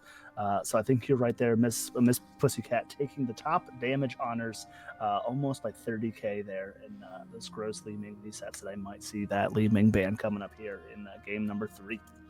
Yeah, I wouldn't be surprised if we saw Li Ming getting banned here. She's run that Li Ming quite frequently in these GG's matchups, so I think it's maybe time to shut that down and force her onto something else. But keep in mind, if she doesn't get Li Ming, you might have to deal with her diva, which some people would say is worse. I respect anyone that puts the time and effort into learning a hero to that degree, whether it be Murky or Samuro. It's a comfort pick is something to contend with, and I'm hoping to see it. Okay, welcome back. We are ready to get into game number 3 here. We are going to Brax's Holdout. Actually, this time around, Rdy2Feed had the option of taking first pick, but it decided instead to take us to Brax's Holdout. I'm excited. I think we're going to see Breakwood taking that top lane again here, so maybe we're going to see her shine on this map. What are you looking forward to here, Daxx? Most people hate this map, so... I am one of those people. This map can burn to the ground. I would rather play Warhead Junction or Blackheart's Bay than this map. Yes, Blackheart's Bay. Again, it's another cool double soak map. But true. No, this one, I don't know if we have any Medivh players, Genji players here, even maybe even Phoenix. But that's kind of the important part, or I guess the globals here to be able to rotate quickly through that middle, or even a Maiev. But just as in Dragonshire, not a lot of people pay attention to the camps on this map. The camps do a ton of damage, while the teams are kind of, just fighting over these capture points. Mm-hmm. Definitely curious to see why they chose Brax's Holdout when we interview them later. As like I said, this is usually people's last pick option for maps going into these series. I'm not even sure that we've seen Brax's Holdout played in GG's. Like that's how often it's picked. I'm like, I can't remember the last time we've had a Brax's Holdout game in Girls Gang Squad ever. Yeah, I mean, I like the confidence. I mean, Dragonshire is kind of another one of those maps. I know you and I were talking a little bit there at the beginning, where it's kind of like, it's the off lane map. You can kind of flex your muscles there a little bit, but like, Breakwood, maybe she was the one. She's a captain. She picked this. Wants to, really maybe put the team on in her hands here and do what she can top. Is it going to be a mouthfeel this time? Maybe we see the Zul'jin again. Maybe we might see that Misha and Rexar pick. Yeah, I've never seen Breakwood bring out the Rexar, so if she did that, I would be really excited. But Yrel for sure definitely can hold her own pretty well in that top lane. The thing about a map like Brax's Holdout, you definitely need to take an offlaner that can, win the lane. You need to be able to hold that point. You need to be able to win the 1v1. It's not just about soaking it. Just like on Dragonshire, it's not just about soaking the wave. You have to hold that point. If you can't win that lane for your team, it makes it harder because they need to make sure they win the 4-man. But let's get the readies in this chat here, and we'll be getting into game number 3 on Brax's Holdout in just a moment here. Hi, Vorth. How are you doing? Good to see you in chat. Sofer Shay's in here too. I hope you're doing well tonight. Pelly, nice to see you. Yeah, like I like the secret cheese on this map of Stitches off lane. You know, going the auto attack regen build, he lives forever on that point. He does bully Rexar as well. So if you ever get in a pinch there, it's another good pick into that. But you know, we see the Gul'dan a lot, we see the Ragnaros a lot. But I think picking both of those heroes kind of lends you to wanting to lose. You know, you pick those heroes in case if you lose the objective. Why not draft to win the objective? All right, well, we got the readies coming out from the teams here, so we're going to get into game number 3 on Brax's holdout. This is a best of 5, so if Mayday can manage to pull the dub here, this will be the series being wrapped up. But don't count Rdy2Feed down and out yet. Last week it was a reverse sweep. Maybe they're going to do it this week. Yeah, let's see. You know, this is the name of the game here is that sustain. So you know, Deckard is really good here, keeping those potions and keeping the team a little topped off there. Phoenix, you know, whether it's a meme beam to clear the wave or not, but somebody that doesn't have to deal with mana management. Maybe even a Malthael to keep the mages topped off with the trait there with the mana regen. Yeah, you know what else I like about this map is Li Ming's not good here. So if they forego banning that Li Ming, it's not as great of a pickup here as so many other mages are for the wave clear on the Zerg waves.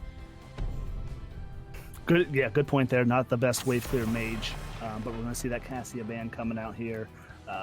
There must be a Cassia. I mean, I know she's still, you know, top tier, but yeah, you know, again, another one of those where kind of defend, but she lends her to be in the Zerg wave, and they do a ton of damage for that wave clear. Got a follow coming out from the Chicken Nug. I like that name. Thanks for the follow. Welcome to the stream. Chicken Nug. I do have to update the score. I just realized I haven't done it on this screen yet. But we are 2-0 in favor of Mayday. Yep, and then we are going to see that Li Ming ban. I mean, I get it, the team fights, the resets. I mean, not much you can do if your whole team is deceased. So definitely the respect ban. You know, it took them 2 games to really just to see that you know, the resets were real. Yeah, like I said, not the best mage to pick on Brax's holdout, but if they have a really dominant early game, I mean, who cares about the Zerg wave if it doesn't exist? Who needs a wave clear if there's no wave to clear? Absolutely. Vorth, what rank are these players? I don't recognize these names. Anywhere from gold to masters, I think, in here right now.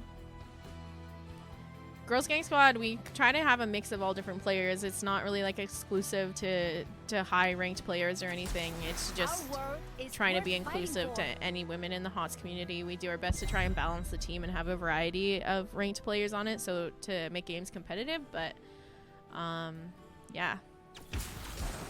For the alliance above all. All right. We're gonna see Anduin flopping sides here, and the Garrosh. So we'll see. I mean, May is kind of a range tank, and Gary is a little susceptible to poke. So let's see what kind of wombo combo that they may want to pick up here with that ice wall. Wondering if we're going to see Snarfungus pick up Orphea. I kind of have liked playing Orphea into May because she doesn't. A lot of tanks can easily interrupt Orphea's basic abilities. May, not so much. She's got blind, she's got the root on her blizzard, but it's really easy to get out of that with an Orphea Q. And if you do chomps for the cooldown on chomp at level 7, it's really easy just to like continue to hit her even after she goes into her little ice block thing. Yeah. Yeah, absolutely. And you can kind of time that. You can put the the E. I always forget the name of the E on there. But, you know, the blind does help with Orpheus sustain. You know, she does get the healing on the auto attacks. But, again, it's maybe a minor inconvenience, but, you know, a blind doesn't last forever. Yeah, no, just I just find a lot of time May can be really disruptive to your backline, and you end up having to run away and try to create some space between her before she turns around and just slides back out. But Orphea, you can just stay right there toe-to-toe with a May, no problems with the sustain you have. especially once you're at 7. Yeah, she's very, very sticky if you can land those Qs. All right, they're worried about that URL, so they're going to take that away from Breakwood. So I'm interested to see what she picks up here, but likely because they have that last pick, I'm hoping she saves it for last and can counter their solo lane option here. Miss Pussycat still hasn't locked in. She is known for that diva, so this might be the game where she decides to pull it out.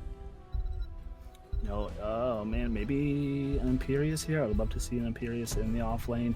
Not the greatest wave clear, but you don't take Imperious for wave clear. But we're gonna see the Tracer coming out here. I did see in chat a little bit earlier. I think it was from Nick Perps. You know, says that I think it says that she's a good Tracer player, and the Tassadar getting picked up by Lakefu, which I think was banned the first 2 games. So opting for the Rexar and the Rel ban here. Tracer's not the strongest map for Tracer for sure. I mean, Tracer kind of excels on, you know, sneaking around and getting picks on people that don't necessarily know she's left the lane, but she might be able to get some good rotations and getting the top lane pick. We do have Deathwing and Zagara getting picked up here. I'm interested to see who they end up putting in the solo lane, because it might not necessarily be Deathwing. They could be sending Zagara up there and having Deathwing in the 4-man. So it's kind of interesting. I think they're going to have a little bit of a struggle dealing with this Deathwing here with the picks that they've brought so far. I mean, Tassadar does have a % damage talent, but it's not till level 16, I believe. Yeah, and I was going to say Thrall may be the pickup here. You know, fits into a lot of comps, but you know, Thrall has 3 different % damages and the poke to deal with Zagara. So whoever is in the off lane, Thrall can kind of deal with.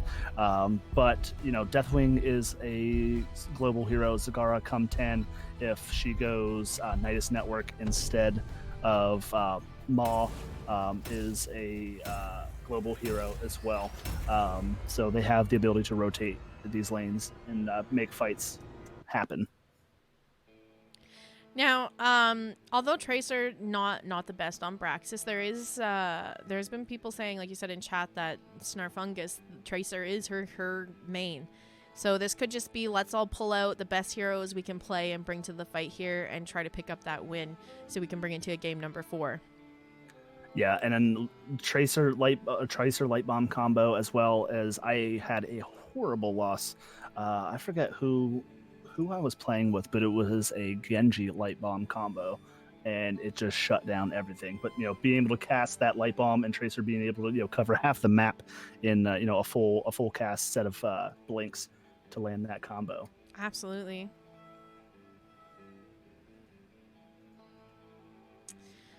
Grogboggler saying her Tracer is nasty. I'm excited to see this then. I know a really good Tracer can just be so annoying.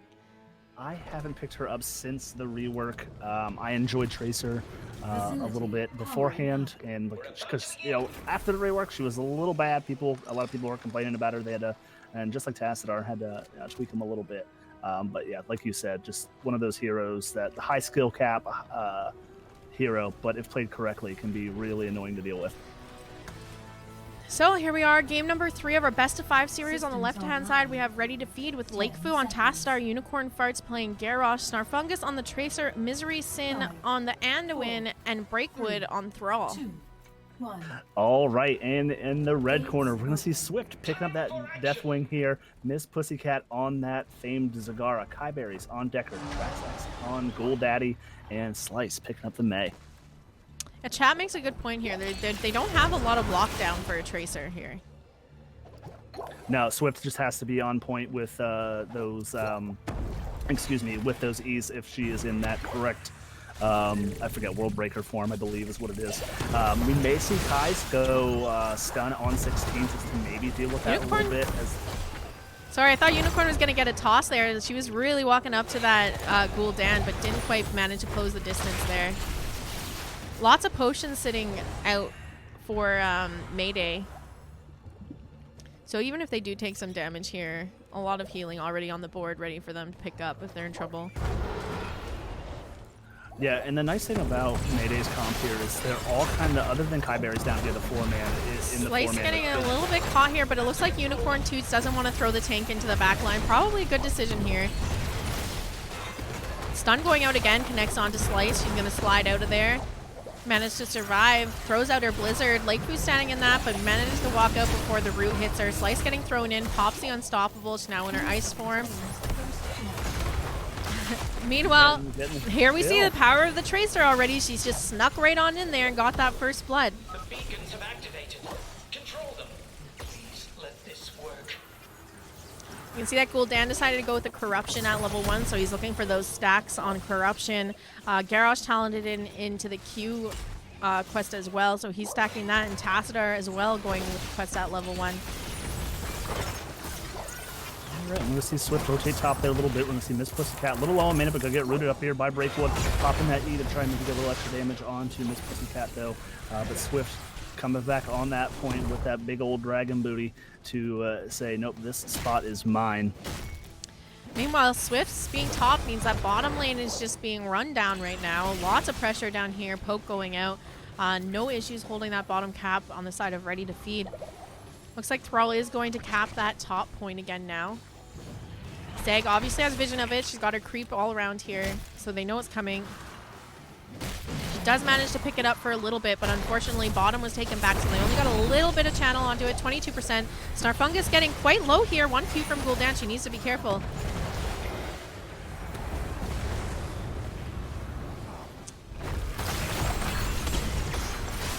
Lots of damage going out on the Slice here. We had the bomb from Snarfungus hitting her. She tries to chase her down, rewinds to get out of there, but unfortunately Gul'dan ready and waiting to pick her off when she lands back from the rewind. And she does get picked off there. So now 4v3 in favor of Mayday in the bottom lane right now. They are looking to now cap that bottom point back, but Slice getting thrown in, and she is quite low. Slides out of there, no worries though, but they are backing up and just letting Rdy2Feed hold on to that point. Instead, it's going to be a rotation from the Deathwing up to the top lane to look at Breakwood. But not in time to stop the channel, and this is going to be a full health Zerg wave, 100% going over to the side of Rdy2Feed. Meanwhile, Mayday not quite getting much off their channel here. Just the baseline you get, you know, the participation Zerg wave.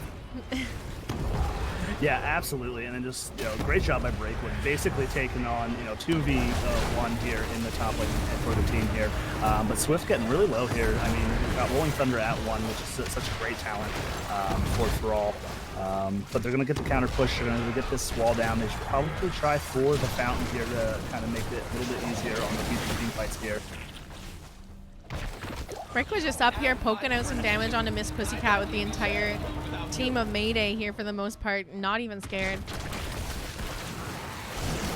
Here she goes onto Miss Pussycat, trying to look for that kill onto her. She does have a potion there to heal her up a little bit, and Swyft is still sticking around. But she's fearless. She's in there. She needs to be careful, though. She's low mana. She already just used her E a second ago, so she doesn't have that speed.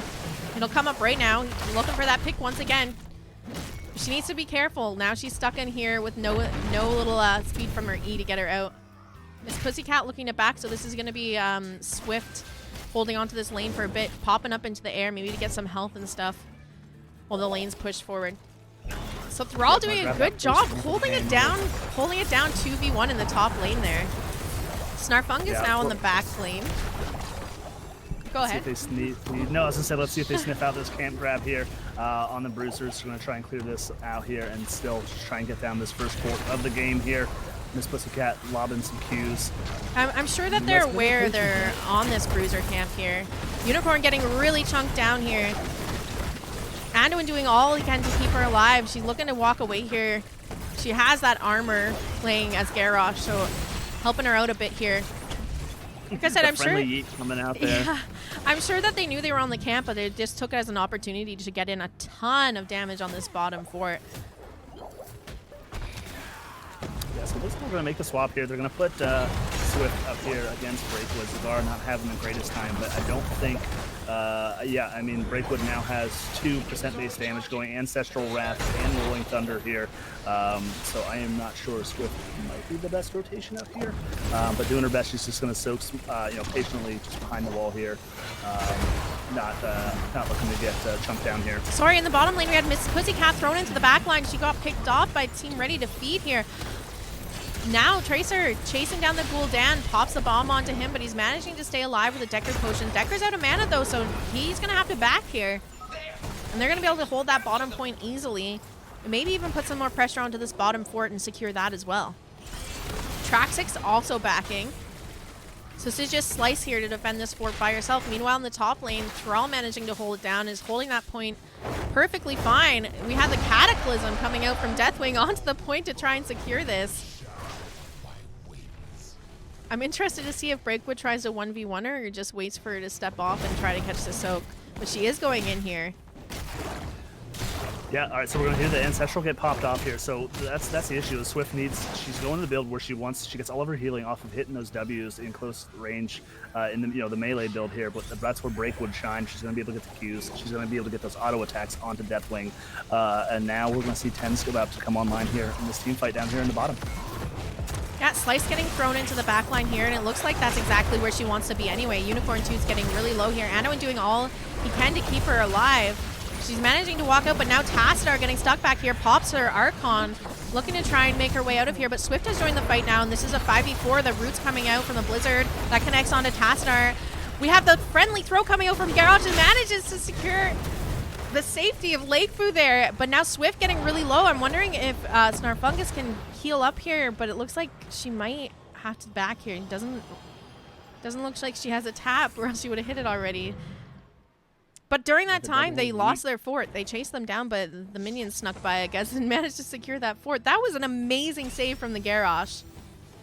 Yeah, great concentration there, just being able to get that, and then the last-ditch shield from the Archon there to save Lakefu's life there. Yeah, that was really well played. I do have to kind of say that Slice has been playing a mean Mei too. I don't know if you've noticed, but anytime that Garrosh tries to step up to throw someone, she's almost been there to try and eat the throw. She's stepping up right into Garrosh so that if anyone gets thrown, it's going to be her. Yeah, and I mean, you have those heroes. I mean, yeah, Garrosh, Mei is another good pick into the Garrosh, kind of like the Johanna and the EPC.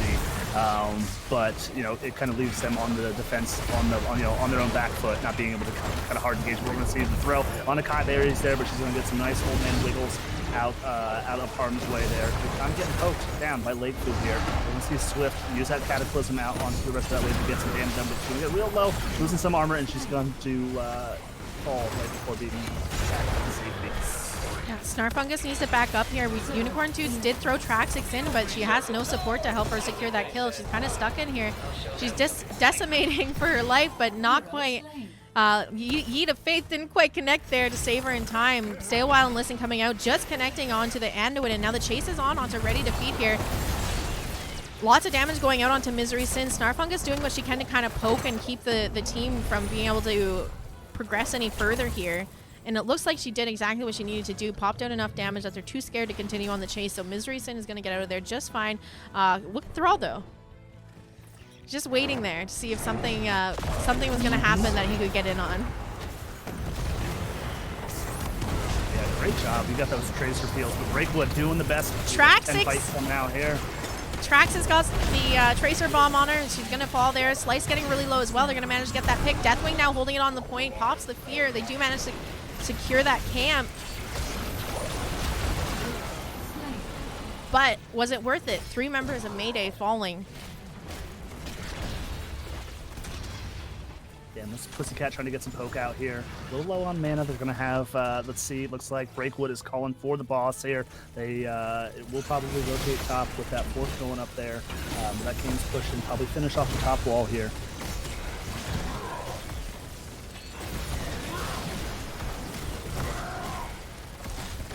Do a little rundown of level 10s that were picked here if you guys didn't see them come out. Yeah, we did have Doubtford take that stale while and listen. Zagara is talenting into Nidus Network. Deathwing with that bellowing roar, so he has that fear to kind of just keep everyone knocked back. So, and Gul'dan with Horrify as well, so they could just, fear and then fear again. And then I know we had some people asking in chat, but Avalanche is banned for now. We're just keeping consistency since teams thought it was banned the last couple weeks. So we're going to just continue to have that ban since there's a chance that you get Avalanche straight off the map. So we have Mei picking up Ice Wall on the side of Mayday. Everyone's really hype in chat for reverse sweep. Oh, it's gonna happen. I mean, we- it was there. I mean, this could be the momentum that they need. Slice going in a little solo here, but the rest of the team's gonna follow up here. We're gonna see the Cataclysm come out, but Garrosh popping the Unstoppable to get out of that. May then toss the Slice back in, but we're gonna see one Fear come out here. Earthquake use. Kiyeberries getting a little low, but a Tracer Bomb on her. She's gonna fall, but not before getting off. To stay a while and listen. Traxex getting out there. Slice is gonna be able to E out of there, and we're gonna see just a 1-for-0 trade in favor, but Snarfungus isn't done yet. She's going to chase down the Gul'dan, the health funnel, not enough to put off some of that tracer damage. I do have to say, May needs to be a little bit careful on these engages here, because what's happening is if she slides into the back line of Rdy2Feed, it's just creating this opening for Garrosh to walk forward and look for that throw now, because she's not close enough to eat the throw.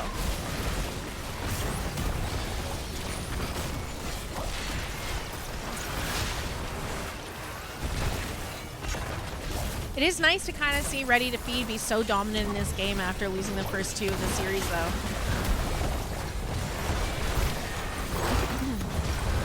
Unicorn they're she's just in the back line decimating away. It's nice to see Decimate getting picked up here. I mean, that fits Unicorn Toots. I've played a few games with her. She's very aggro in the tank style, just like Slice is, and it's great to see, you know, versus the taunt, but, you know, securing a lot of kills for her own team. They're going to toss Miss Pussycat in. She's going to get locked down there, and we're going to maybe see a core call here with the Zerg wave, and we're going to see a game 4. GG should be coming out here any second. Here just to try and create a little bit of space, but it's not enough. Game number 3, going over to Rdy2Feed. That means we're going to a game number 4. Maybe a reverse sweep starting to happen here. And that is the confidence gain that I think Rdy2Feed needed. I saw it, you know, with the Orphea in that last game. The first game, you know, both teams kind of feeling each other out. Game 2, the team fights were there. Just, you know, that Li Ming just getting those resets and getting all that value.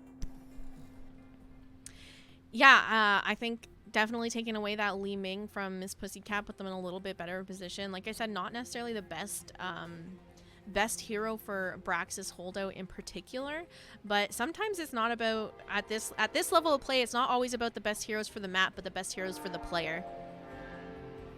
Yeah, and just 551 on that Tracer, you know, 29k damage, but really being able to you know, seal off some of those kills where, you know, she's be able to chase Gul'dan underneath the tower, or, you know, just getting that Tracer Pulse Bomb to seal the kill. I'm sorry, to seal the kill onto Kiyeberries there as well in that last team fight.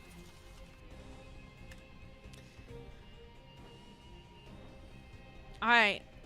We are looking for that first pick or map pick from Mayday right now, and then we'll be getting into game number 4 here. Yeah, I don't know. Lots of good things I saw there. Like I said, May doing a great job of just trying to, you know, eat any tosses when Garrosh stepped forward looking for those. And then at the same time, Garrosh doing a really good job of knowing that when May slides into the back line, this is this wide open space for her to walk up and throw one of the squishies into her team there.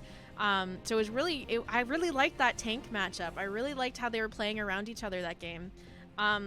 And Breakwood finally doing some shining tonight, taking on 2v1s on the top lane, no problem, dealing with a Deathwing, not an issue, holding it down, and making the game so much easier for her 4-man by just killing it in the top lane.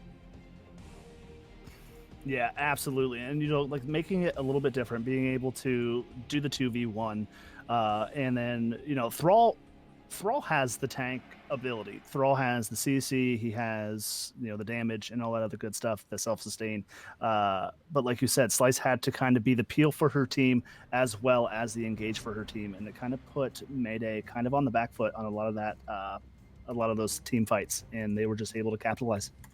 Let's talk a little bit about Snarfungus too, pulling out that Tracer, just absolutely running it down all over them. As soon as May was in the back line, she, again, just like the Garrosh when that happened, she was just in there looking to try and get picks, being quite slippery too, sometimes following them right up to gates to secure those kills and rewinding herself to safety. She only died one time, and in fact, there was only 2 kills onto Rdy2Feed that entire match. Yeah, and then there was just great patience on that kill onto Snarf, just waiting for that recall and just laying in that Q and holding it just for the right time. Absolutely. And then we had Lakefu topping damage on her team as well, doing a great job of making sure to get out of there. She almost died the one time. We had the crazy save from Garros during all of that. But we do have a map pick coming out, so let's get that lobby set up and we can look to get into game number 4. We are going to Tomb of the Spider Queen. And in fact, Mayday has decided to go with that map pick instead of opting for the first pack pick here. Usually we see a lot of the times when we do these map pick, first pick options, most teams usually take the first pick. But instead, these last 2 games, deciding to go with map pick. Now, Tomb has been one of Slice's favorite maps to go to. We usually see it on a GG's night. Yeah, I mean, it's her roster pool and her tanks. It's a great Diablo map. A lot of tight corridors for APOC, the wall bangs there, even the Mei. Being able to cut off a lot of rotations with the Blizzard on the Mei there. But I think there's in a lot of these competitive leagues and divisions. I think there's something to be said for the comfortability on a map, almost like it's like a sixth. If a team's not comfortable on a map, like Braxis for me, like it's just I don't know what to do half the time. I hate that map. I'm usually tilted if I have to play on that map. So it kind of like almost immediately takes you out of the game. So I mean, if there's, and like you said, if Slice has comfortable here, being able to cut off rotations, it kind of helps add to sway the side there a little bit for Mayday. Yeah, definitely. Just touching on that Diablo comment, I wouldn't want to see it again. I think if I'm on the side of Rdy2Feed, just shut that down, get it out of there, because like you said, there's lots of opportunities for a Diablo to catch you on rotations in these turn-in areas with walls for her to stun off of. And we saw her literally in the back line 1v3ing and like not taking any damage at all. So just get it out. I don't want to deal with it. I wouldn't want to deal with it if I was on the team of Rdy2Feed. It felt like a Mei or a Joanna pick is much more much easier to deal with.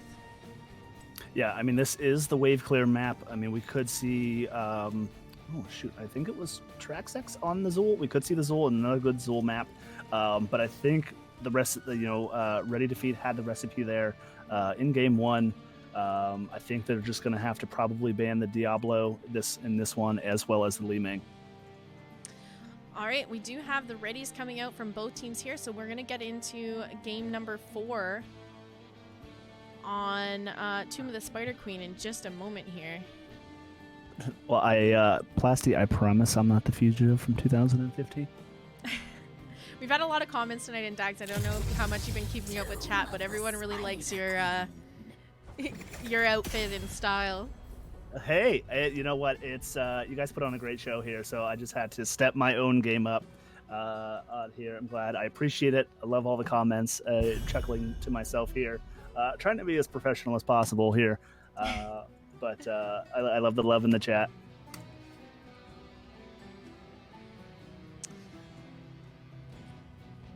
I really like this switch up of deciding to go with those map picks instead of first picks this week. All right, Li Ming ban. I don't blame them. Miss Pussycat just being absolutely dominant on that, getting these picks on these weird flanks and resets to just completely turn the tides of a fight. So they're taking that away once again. I really hope they see that Diablo ban next year. Yeah, I'm not sure if that's one that Unicorn 2 does play. It could save them the ban, but yeah, look, exactly, right there it is, that Diablo ban. And then, do we see the Tracer ban here? Do we see that Tassadar ban here? Something that we've seen, in the first 2 games. I feel like Tracer was a bit of a headache on the side of for Mayday, but obviously they're not too worried. They're more worried about that Chromie being picked up. I believe we did see Breakwood play Chromie last week, so they might be a little bit scared of that being brought out. But here comes first pick over to the side of Rdy2Feed. We might see the Johanna here. I like the team fight aspect here on this map versus the wave clear. But taking that Anduin here did a great job being able to save teammates and the Light Bomb combo, but, taking that away from Kiyeberries, but it does leave Deckard available here. But the same thing with Deckard, doesn't have a lot of self-heal, but there is that diva for Miss Pussycat here and the Nazebo. Okay, so this comp is looking exactly like the comp they pulled out last week. Diva and Nazebo. Traxex absolutely went insane on her stacks. She had well over 300 stacks on Nazebo by the end of the game. She hit her quest done by like level 13. Like it was really, really well played on the Nazebo. And meanwhile, Miss Pussycat just ran it down, split soaking everywhere. We do have Tracer being picked up again, and Garrosh as well. So I guess they're just saying on the side of Rdy2Feed, if it ain't broke, don't fix it, Yeah, absolutely. And we could see, I would like to see it here. Like I said, it could be Zul maybe getting that double soak, but it's on this particular map, putting a double soaker is a little risky because that's a lot of spider butts on one hero that could be ganked. They're going to see that mouth heal ban. But maybe we see Breakwood pick up that hint, that little tip on the game one, and maybe see the Zul'jin here into that diva.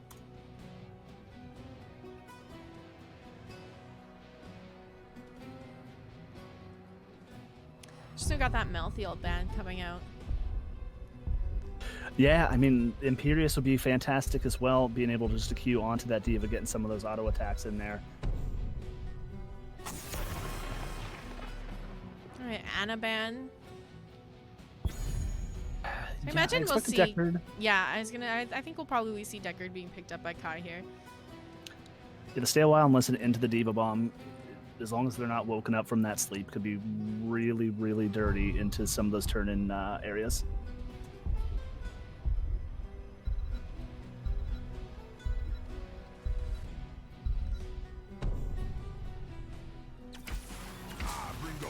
Alright, Slice opting to go with ETC here. Rhaegar being picked up by Kiyeberries. I don't mind an ETC into Garrosh. His face melt and the power slide there kind of can disrupt a lot of Garrosh's pick potentials onto the enemy team. Yeah, we'll see what kind of burst. I mean, like I said, I still think Imperius is maybe the pick here. Lakefu picking up that Tassadar, but Rhaegar is good. Doesn't look like too much of a Bloodlust comp, as it will be a Ancestral, but we're going to see that Thrall again. Like you said, that team comp stomped pretty well game one. You guys, let's see what you got to stop it this time. And then let's see what Swyft picks up here. Looks like maybe an auto attack, or could see the Rainer here. Not sure if Swyft plays Greymane.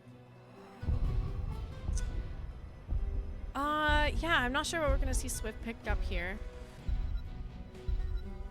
Could be the Falstad. He's still available here. Not typically a fall stab map, but sometimes it's just, like I said, at this level of play, it sometimes becomes more about not what's good for the map, but what's good for the player. But again, they kind of drafted the same way they did last game, where there's not a point-and-click CC stun to deal with that Tracer. You have the ETC slide, but that's going to be about it. Yeah, the other thing, too, is so ETC has his slide to get out of being tossed if he does get tossed in, but not anywhere near the survivability as a mate. He doesn't have that trait to pop and just heal up for a little bit, and he's quite an easy tank to poke down as well before he goes in for the engage. Yeah, and then Thrall again have it. If Breakwood goes the same build, I mean, the later the game gets, the more tankier Nazebo gets. So that's 3% base damage abilities onto essentially 3 bruisers/tanks on the side of Mayday. We could see Breakwood kind of carry this game as well. I like that we have that poison damage coming out again, as we get to just like watch everyone slowly tick down and wonder if they're gonna live or not too with the Nazebo pick. But here we are, game number 4 of our best of 5 series. This time on Tomb of the Spider Queen. On the left-hand side, we have Rdy2Feed with Snarfungus on the Tracer, Breakwood playing Thrall, Myserysyn on the Anduin, Unicorn Toots on the Garrosh, and Lakefu on Tassadar. All right, and in the red corner, we have Kiyeberries on the Rhaegar, Swyft picking up Rainer this time, Traxex on the Nazebo, Slice on the ETC, and Miss Pussycat finally on that diva. Let the battle begin.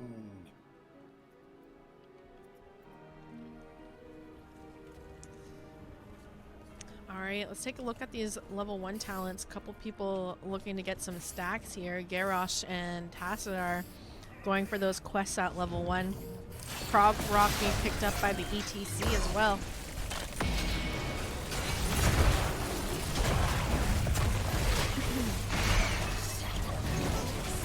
Power Slide connecting onto the Tassadar there, getting caught out a little bit, but she managed to step back. Diva mech being popped here. But keep in mind, this is a 5v4 in the mid lane right now, and they still managed to pick off the mech on Diva. And meanwhile, Breakwood getting a whole wave of soak. Now catching the Diva out of her mech, looking to try and get that pick, but not quite enough damage. 1 Q and she might get the kill, but she doesn't have it yet. She's looking for it though, doesn't quite connect there. Miss Pussycat looking. Snarfungus is sneaking a little top. She's going to tap there a little bit. She's waiting for that rotation. I'm trying to see if maybe Snarf has that E up, but Miss Pussycat's, playing very safe, kind of in between both of these heroes here. Yeah, I don't know that she knows that Tracer is sitting there, but I don't think she wants to back and miss this wave of soak and put her team a little bit behind. So she's going to stay here, look to try and pick up this soak safely. And there we go. Her mech's back up, and Breakwood not able to get that kill on her. But keep in mind, mech still gives you a little bit of XP here. Yeah, and I will note it. Kiyeberries took Wolf Run here at 1 to help with those rotations a little bit faster if they get stuck. Normally you see the shield at 1 for the Rhaegar. Unicorn Toots going through the center of the turn-in area, looking to make sure that if anyone's getting caught in the rotation, it's going to be her. Slice getting thrown in, power slides out. She's going to survive that quite easily. Tracer still kind of doing the dance between the 4-man and the bottom lane, looking to try and get picks on that Diva in the bottom lane. Yeah, we're kind of seeing the opposite off lane here, where Breakwood was pulling 2 people away in the off lane last game, as we're going to see Miss Pussycat and that Diva pulling 2 people away from the 4-man. I do like the Rainer pickup here, though. A little bit easier to deal with the Tracer when you have some AA damage. We just see Kiyeberries getting a little bit out of position there. Splice in the back line to try and just create some space for her team. Unicorn 2 is taking quite a bit of damage here. Yeah, like you said, having the Q to kind of push Unicorn 2's back off. She'll get slid, and the wall's going to be there, and she's going to. Oh my goodness, with a throw!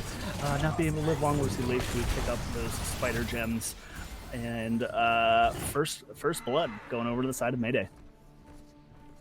Chat's asking, see that 1v1 in the bottom lane here, so we'll just take a peek down here and see what's going on. Breakwood trying to turn in those 6 gems.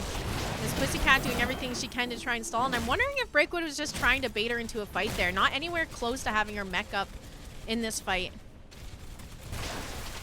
All right, and Lakefu successfully being able to turn 22 gems in there as they are a little bit closer to turn in, but we're going to see 1 gem away on the side of Mayday, and we're about 9 away on the side of Rdy2Feed. Both teams fairly even on XP too, but Rhaegar is picking up that Bruiser Camp now, soloing that there by herself. So we're going to have a little bit more lane pressure coming forward from Mayday, but unfortunately that leaves them down a healer right now in these rotations. So maybe if Rdy2Feed recognizes Rhaegar's missing for a while, they can look for that engage or try to catch someone in these rotations here. They are dropping their gems in, unfortunately, just a little bit, but they do have enough return in. Breakwood has the majority of them, 12 gems, trying to turn those in bottom, but she's currently out of mana. So it's going to be a little bit rough for her if they end up getting into a prolonged fight down here. And Swyft getting that Q off just to cancel it right at the last second there for her team. The Tracer Pulse Bomb going to come out, but not being able to top her down. Swyft has the tap up available. Miss Pussycat a little bit low, getting zoned off by Snarf on that Tracer, but we're going to see that sneak turn in on the side of Rdy2Feed. Yeah, and this entire time, Slice and Nazebo have just been pushing out that top lane, so they have the wave crashing there. So the Spider's going to spawn pretty far back to push in the boss lane, which is kind of good for Mayday. They'll maybe have enough space to clear out this mid lane and then rotate top before much value is gotten off these Spiders who are Rdy2Feed.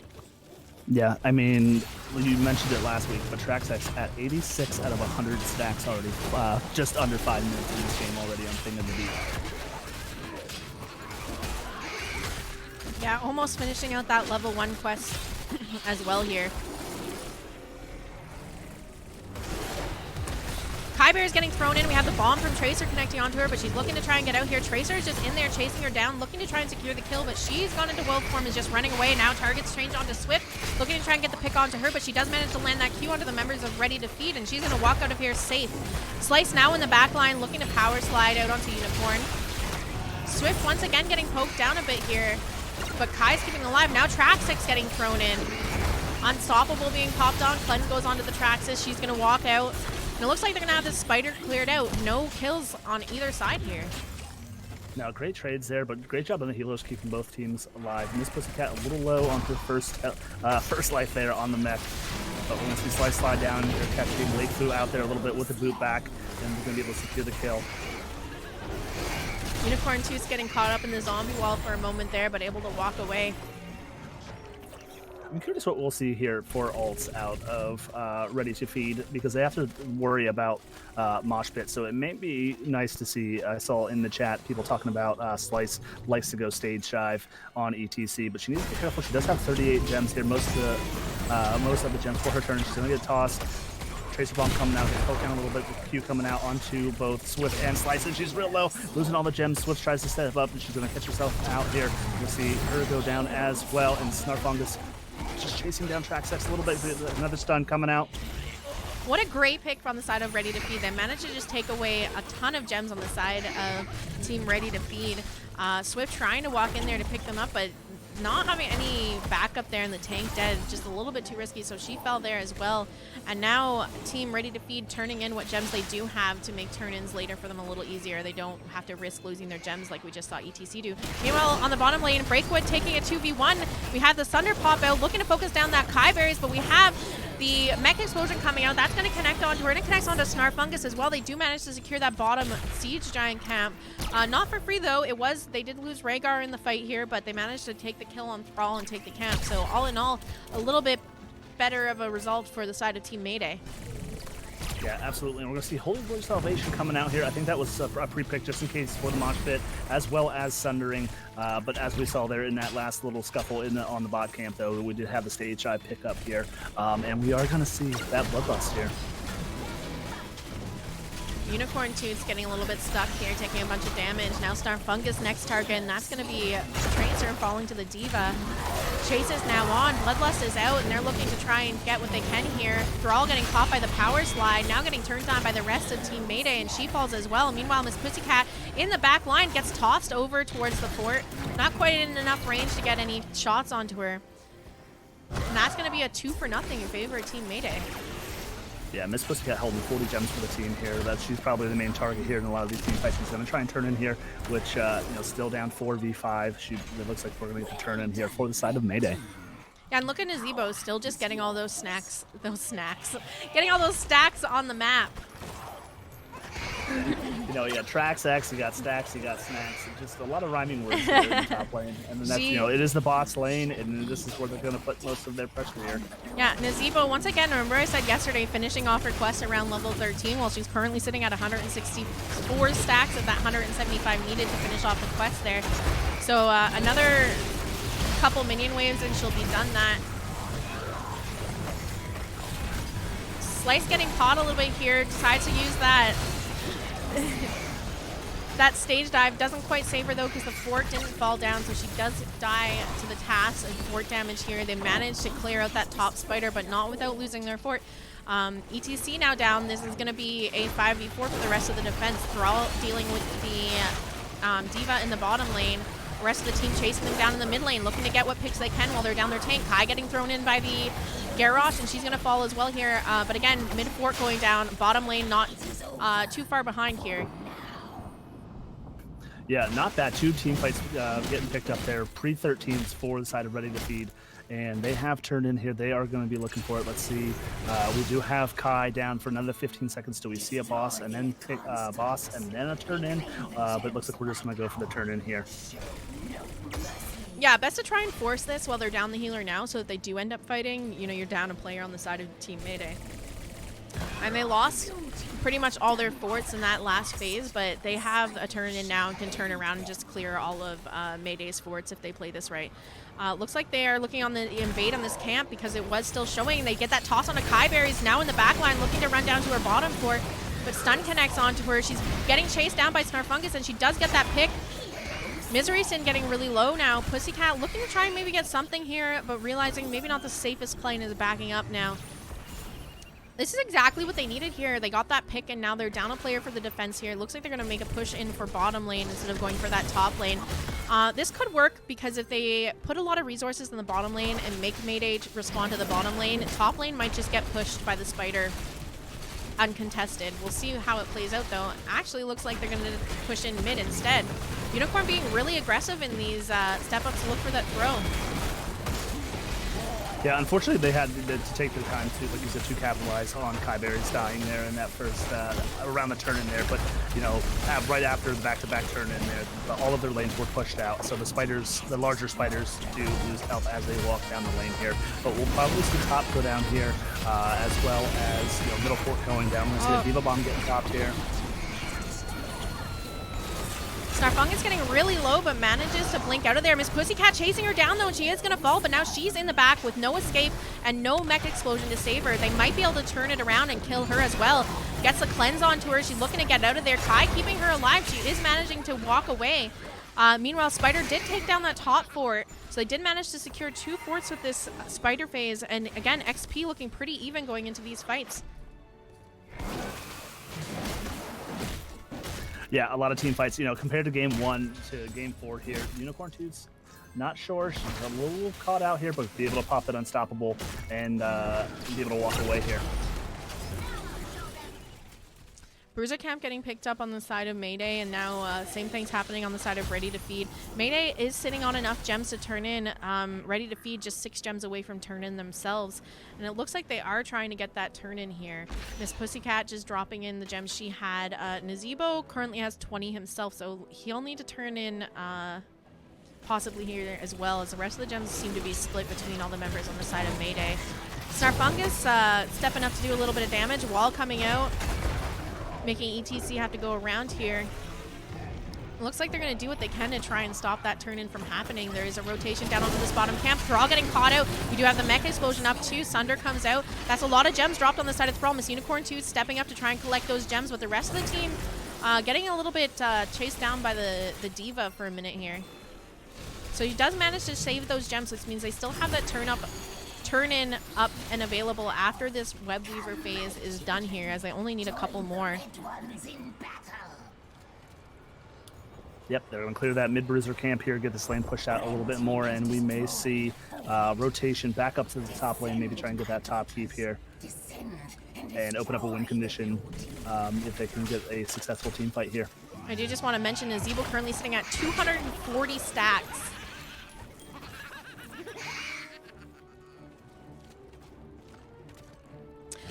I really feel like Mayday was just like, you know what, we absolutely killed it on Tomb last week with the Naz pick and the crazy stacks, and like, might not win the early game, but we're going to win the late game, and these games usually go to level 20.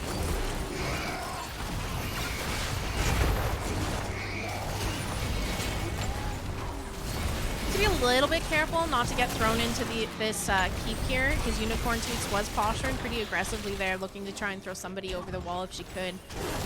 But they managed to clear out that top spider pretty easily. Now rotating down to look to clear out mid. Hopefully not too much value on the side of for Mayday here if they can manage a good defense. Yeah, and as long as someone dies here, I believe they did have enough for turn in here. They gotta be careful here, but we're trying to get down that Diva mech. Snarfungus doing the best. We're gonna see the Sunder come out. We're gonna see the mech go down. Beautiful wall from Lakefu, trapping Slice and Miss Pussycat. We're gonna see one fall down here, but we're gonna see the 4 members being able to sneak away with their life.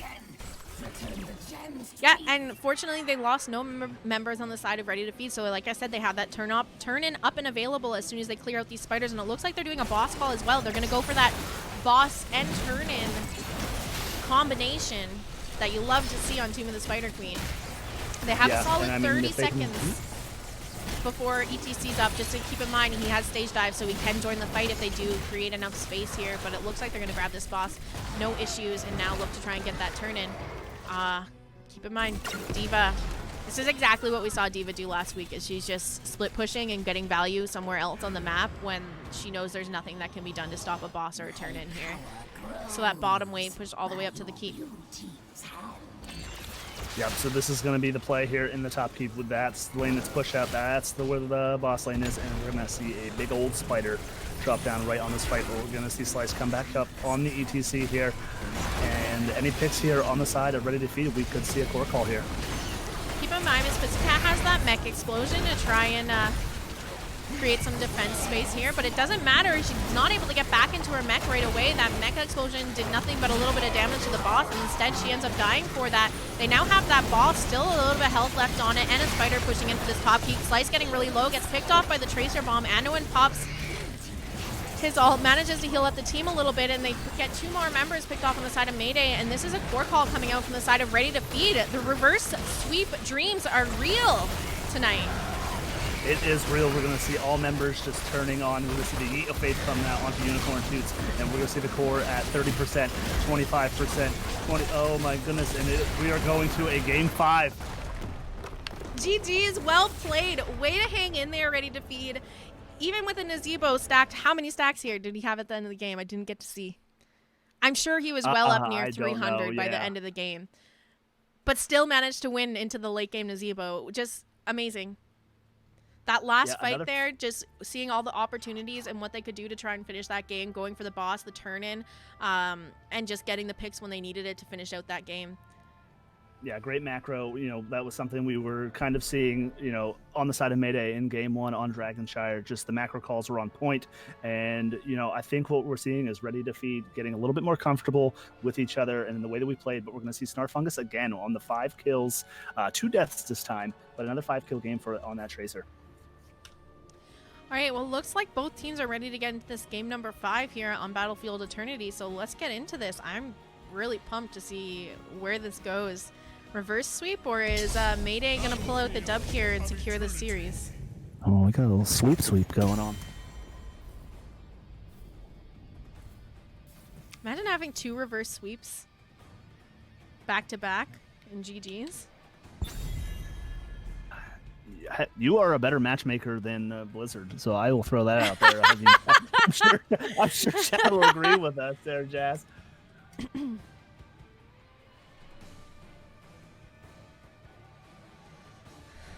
All right, we do have that ban coming out from Mayday first here as they decided to go with first pick. The map pick was decided by Rdy2Feed, choosing to bring us to Battlefield of Eternity. Luminaire, Jazzy's the best matchmaker in the game. Thanks. 100%. Oh. Excuse me. My dog's whining. Oh no.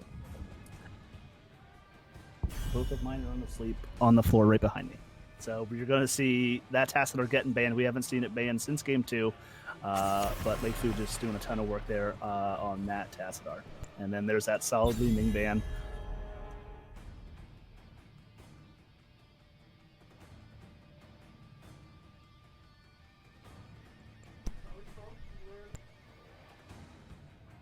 All right. I like that they got rid of that Tassadar ban because the last 2 matches we've seen them play the exact same comp, so now they're going to have to switch it up a little bit too. Yeah, I'm expecting maybe the Chromie ban here again, but the Garrosh ban, so that does leave open the Chromie here for Rdy2Feed. I can't remember if he said it was Lakefu or Breakwood that played that Chromie, but it could be a good pickup here. But let's see, you know, Artanis is great on this map, Raynor is great on this map, Vala is great on this map, Zul'jin. A lot of burn left available here, a lot of target bans coming out. That's true. We did see Traxex on the Zul'jin earlier tonight. That would be a pretty good pickup here if they can manage to get that. Right now, May's still up and available for Slice to grab as well as ETC if she wants to go with that.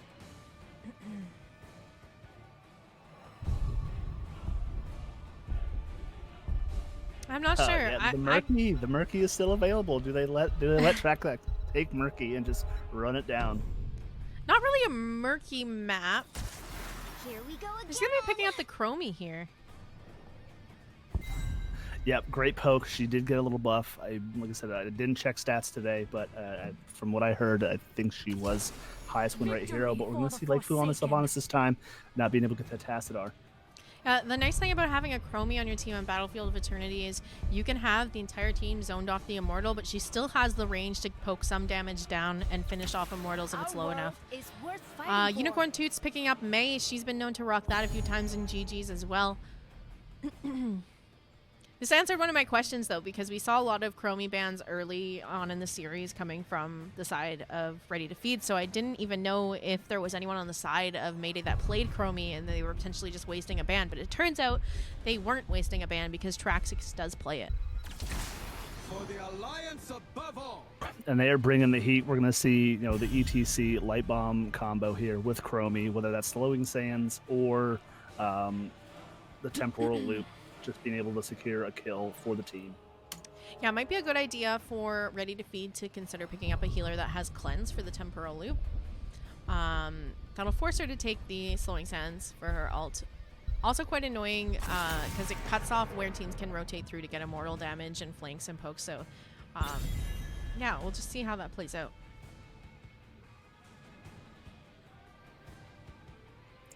Now, it's not a bad Rhaegar map. Bloodlust could get some value depending on what auto attacker they decide. They could see Avala. We didn't see the Raynor ban here.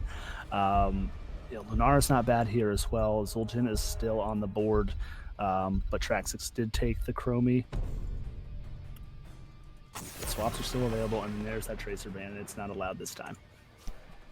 Yeah, they have just totally target banned that entire comp that they were running the last two games, taking out the Task, Garrosh, and Tracer, just denying them all the picks that made it possible for them to turn this series around. But we could see Snarf back on that Orphea. She played a wonderful Orphea. Unicorn Toots, could... okay, we're going to see that Lunar. Not bad, as I say. We could see the Eternal Feast combo with the Ice Ball. Actually, Lunara, kind of a great pick here, because if you have some well-timed leaps, you go unstoppable. So you might get Temporal Loop, but I think, you time it really well. Maybe we'll see some real like slippery, cheesy plays coming out of her. That would be cool to see. Yeah, and then Chromie, like we said, she is one of those mages where she can poke from safety, but Lunara, like you said, with those leaps, being able to jump on Chromie and not let her kind of get that free poke that she wants to do. All right, I'm not too surprised in these last two picks. We have D.Va being picked up by Miss Pussycat, Zul'jin by Swyft, Zul'jin being great for the burn on Immortal as well. Breakwood still having to lock in her offlaner, so we'll have to see what she's going to choose here to take. I'm assuming she's going to face D.Va here. Yeah, Thrall could be the pick again. Glory to the Horde. Sunder, like I said, if they do the mosh pit, they're going to have Sunder to be able to interrupt that since, May can't go the Avalanche. They will have the Stay a While and Listen and the, the Wailing Arrow to kind of cancel that mosh pit. So, Slice did take Stage Dive last game. Maybe we might see that again. Yeah, I just also need to be a little bit careful with the Chromie. If she does choose to go Temporal Loop, they don't have just an easy cleanse from the healer to hit here. Like I said, Lunara can maybe do some cheese with her leaping strikes and go unstoppable. But yeah, definitely the blow up potential is there if they land that Temporal Loop basically onto anyone except for May. If you just Temporal Loop, have ETC ready to slide, knock back, and the rest of the team combo everything, Yeah, and then, Kiyeberries, on the end when having the Yeet of Faith, the Zul'jin and Chromie both kind of stagnant heroes. They kind of want to stand in one spot and, do most of their damage. So she's going to have to probably help reposition her teammates a little bit if they get kind of caught out. Well, we made it to game number 5. Rdy2Feed looking to get that reverse sweep here. We have Lakefu on the Sylvanas, Myserysyn on the Deckard, Unicorn Toots playing May, Snarfungus on the Lunara, and Breakwood playing Thrall. All right, and this could be the last time that we see Mayday playing some games for a while, but let's hope not. We got Swyft on the Zul'jin, Slice on that ETC, Miss Pussycat on that D.Va, Kiyeberries on the Anduin, and Traxex on that Chromie.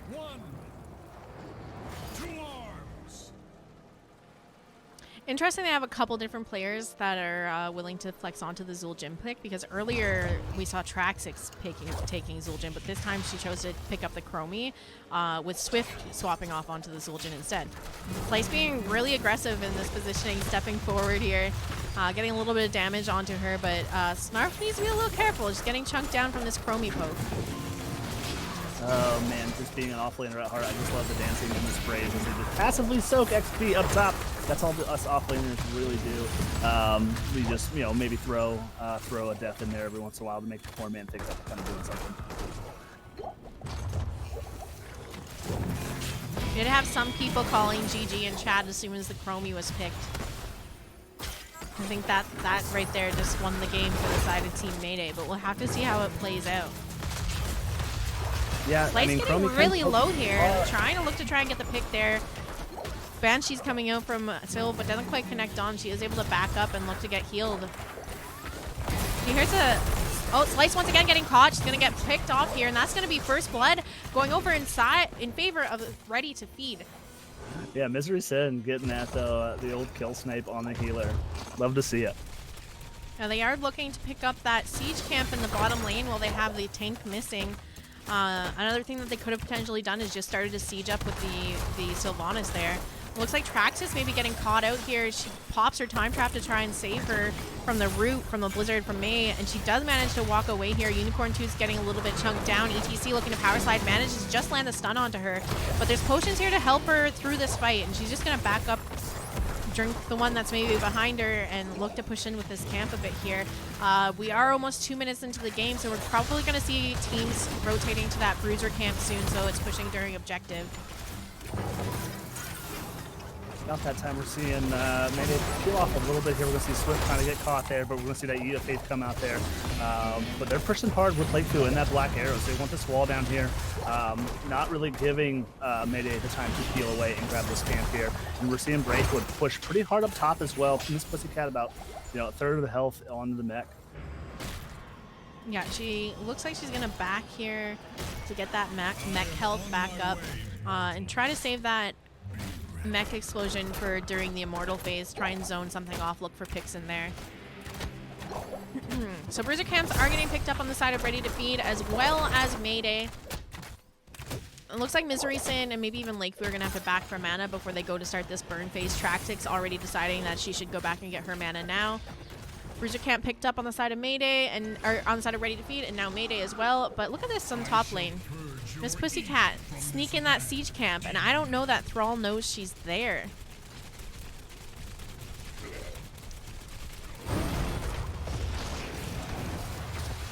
No, definitely not.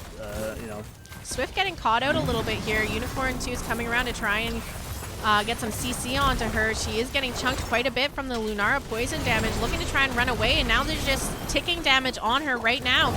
But not enough healing out there with the time trap going off. Kai couldn't keep her alive. Mech explosion coming out. It's going to be a couple members of Team Rdy2Feed getting caught there. Myserysyn getting really low. D.Va going in to secure that kill, and that's a 2-for-1 right now in favor of Team Rdy2Feed. But this fight's not over yet. Breakwood still fighting over here against the D.Va with Chromie poke, and Slice taking on UnicornFarts right below.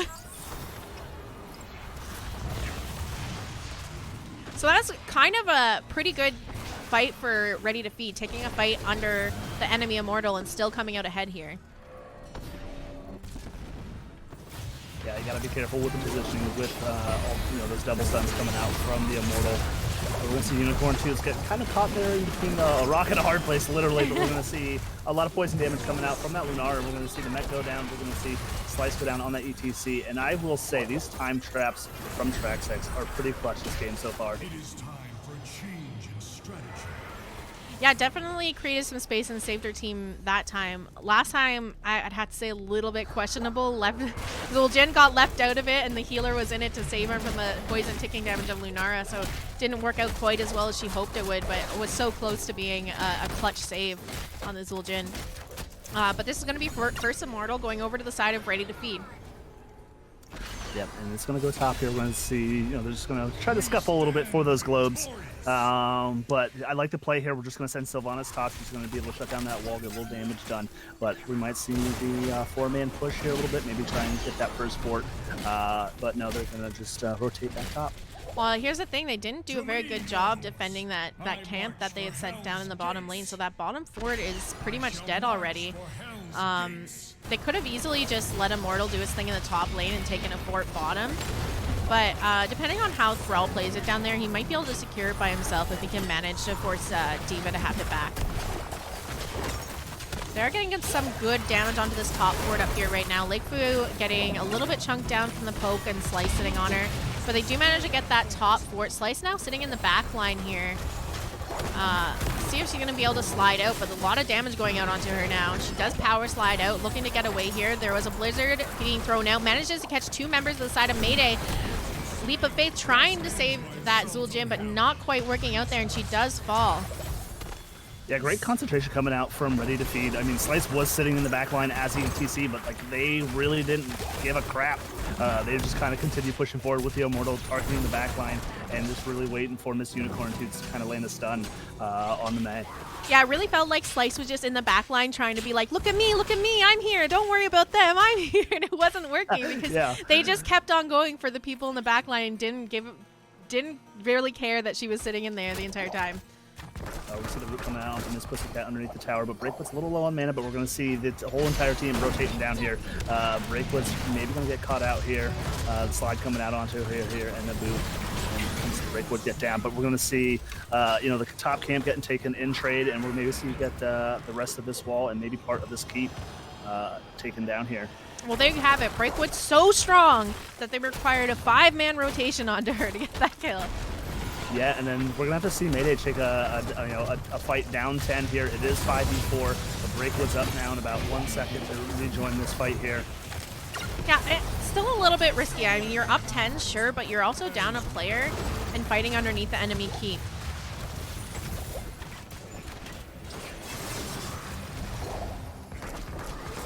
Breakwood is up. She's back in the bottom lane, but now would be probably a good time to just look to back up. And if they decide to chase out, turn on them then while you have a little bit of space away from that bottom keep. Because they still have the level 10 advantage on the side of Team Rdy2Feed. Yep, Ping's coming out there. Lakefu maybe trying to bait a little, like you said, a little bit to come away from that keep. But yeah, Ping's coming out to retreat. We have the Immortals back up here again. Yeah, level 10's now online for the side of Team Mayday, talenting into Light Bomb, Big Shot, Mosh, and Tazdingo. And they are just looking to burn that Immortal. Snarfungus and Unicorn Tooth stepping up to try and put some pressure onto them here. But right now, they're winning that race. Ice Wall connecting onto ETC, and Miss Pussycat in the back line with that mech explosion up and available. Sunder goes out. Leaping Strike looks like it was just used on the mech and not D.Va. And that must have been a misclick. But now, Mosh connecting on to Thrall here, and they're doing what they can to try and save her. D.Va back in the back line again, but this time no mech explosion. She's going to pop out of her mech, and she's going to end up falling here. But not before a couple members of Rdy2Feed gets booped into the Immortal stun by Slice. Meanwhile, Swyft has just been burning this Immortal down here, so they might have got a pick or two, but Immortal is going over to the side of Mayday. Fortunately for Rdy2Feed, they're going to have easy time clearing that up. Root landing onto the Anduin, and now he's looking to try and get out of here. Breakwood getting really low. Unicorn Toots, both of them low on mana as well. Time to just back up and look to get ready to clear up this Immortal. Yeah, two levels down. They're going to probably have to rotate up here, or they may just split push and try and get as much structure damage as possible to try and sway some of that passive XP soak in favor. Back to Mayday.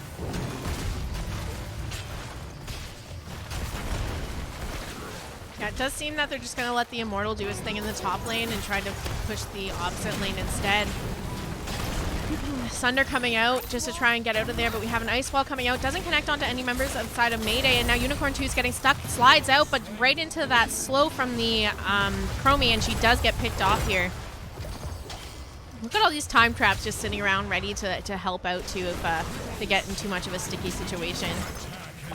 Yep, and we're going to see, both damage. I mean, that's kind of the problem. They're doing a great defense down here, only losing a wall in about a part of, maybe a third or a quarter of the health on that first fourth there. But we will see the kill going on to D.Va here, and then we're going to see Lakefu just getting kind of campy up top here as it feels like the momentum's swinging a little bit in favor of Mayday here on this one.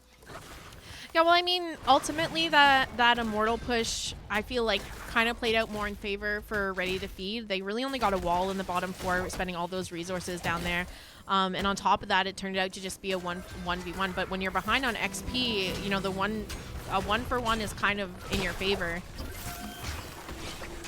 And I will see that Decker did go Lornado. I love that. I love that pick here, being able to kind of D-zone on the Immortal and repositioning the enemy teammates in those tight chokes. Miss Pussycat once again taking a lot of damage here after using that Mech Explosion. Ice Wall connects onto her, and here comes the big Mosh connecting onto 2 members of Rdy2Feed, and they manage to get that pick onto Sylvanas, but now Slice being called as a target, getting low here, but not low enough. She's going to be able to walk away here. Kai keeping her alive. Lunara looking to try and secure something, but not quite working out for her. Almost gets caught by the ETC power slide. Looks like both teams are just going to back off now, get ready for this Immortal. Bruiser Camp is up on the side of Rdy2Feed. Top lane 2 has a Bruiser Camp from the side of Mayday pushing in. They're going to have to look to clear up. Looks like Thrall's going to go do that now.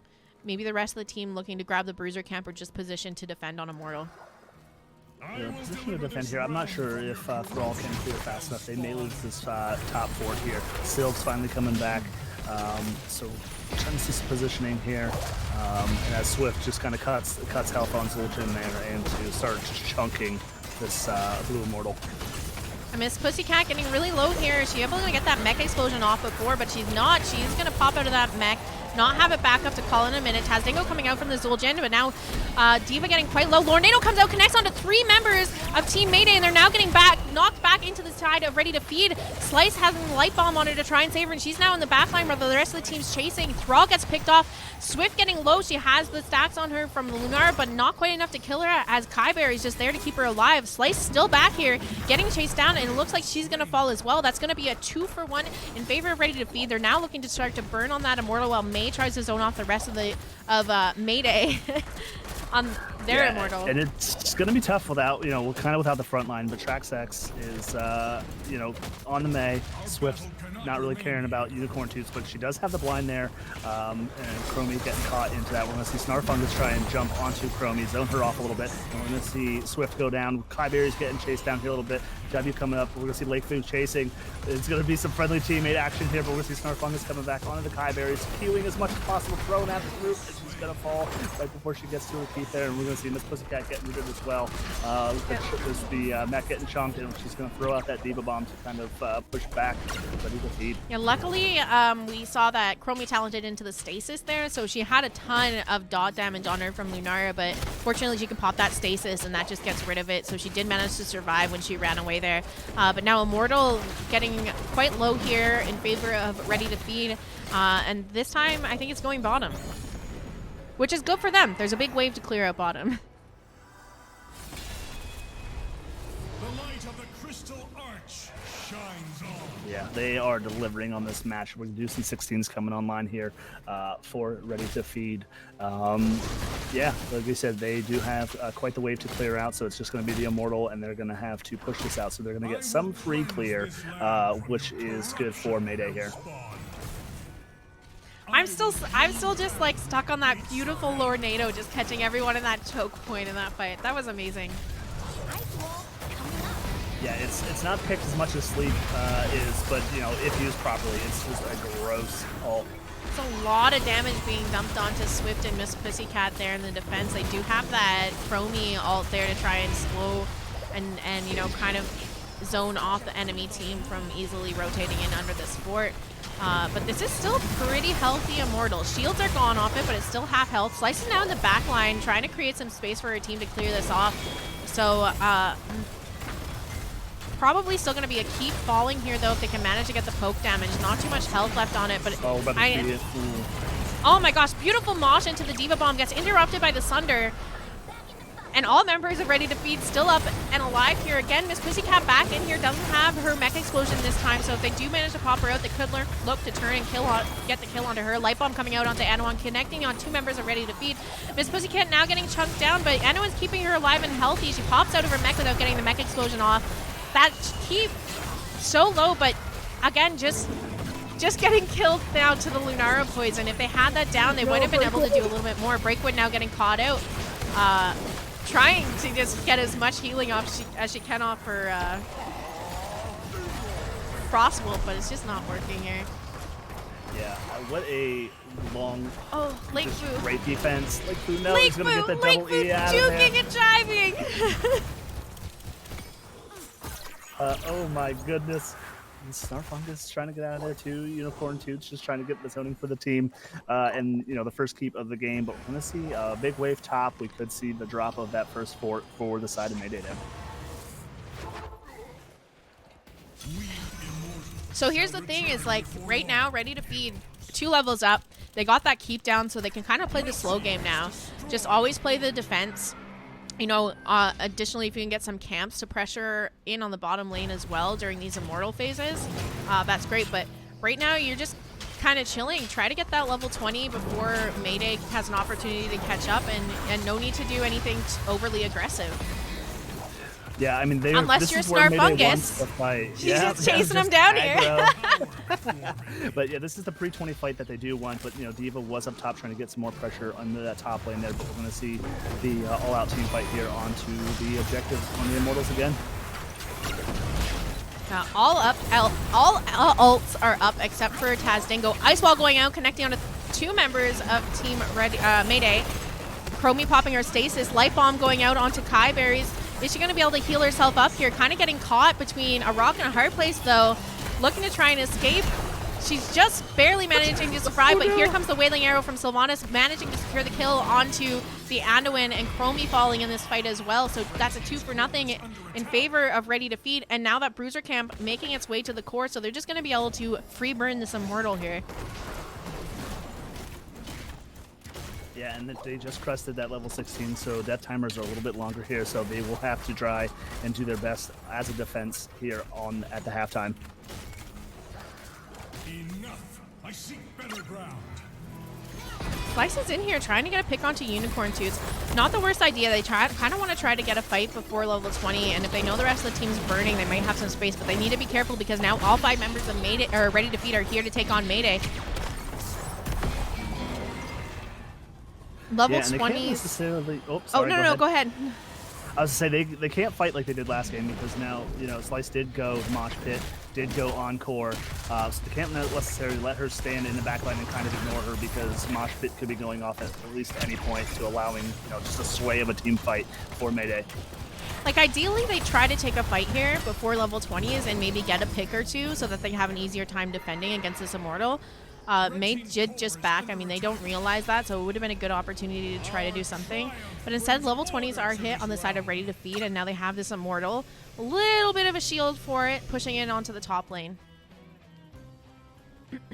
Yeah, I mean, you know, Kaylis in the chat, like, yeah, just the chunk damage coming out from Lunara and the Thrall onto that mech, so she's not able to use that D.Va bomb is just... That's just the play here, I think. Yeah. Several times it's just been like, is she going to manage to get it off before she dies? Oh, no, she doesn't, and then getting caught out. Just have that mech explosion to try and get some defense here onto the Immortal.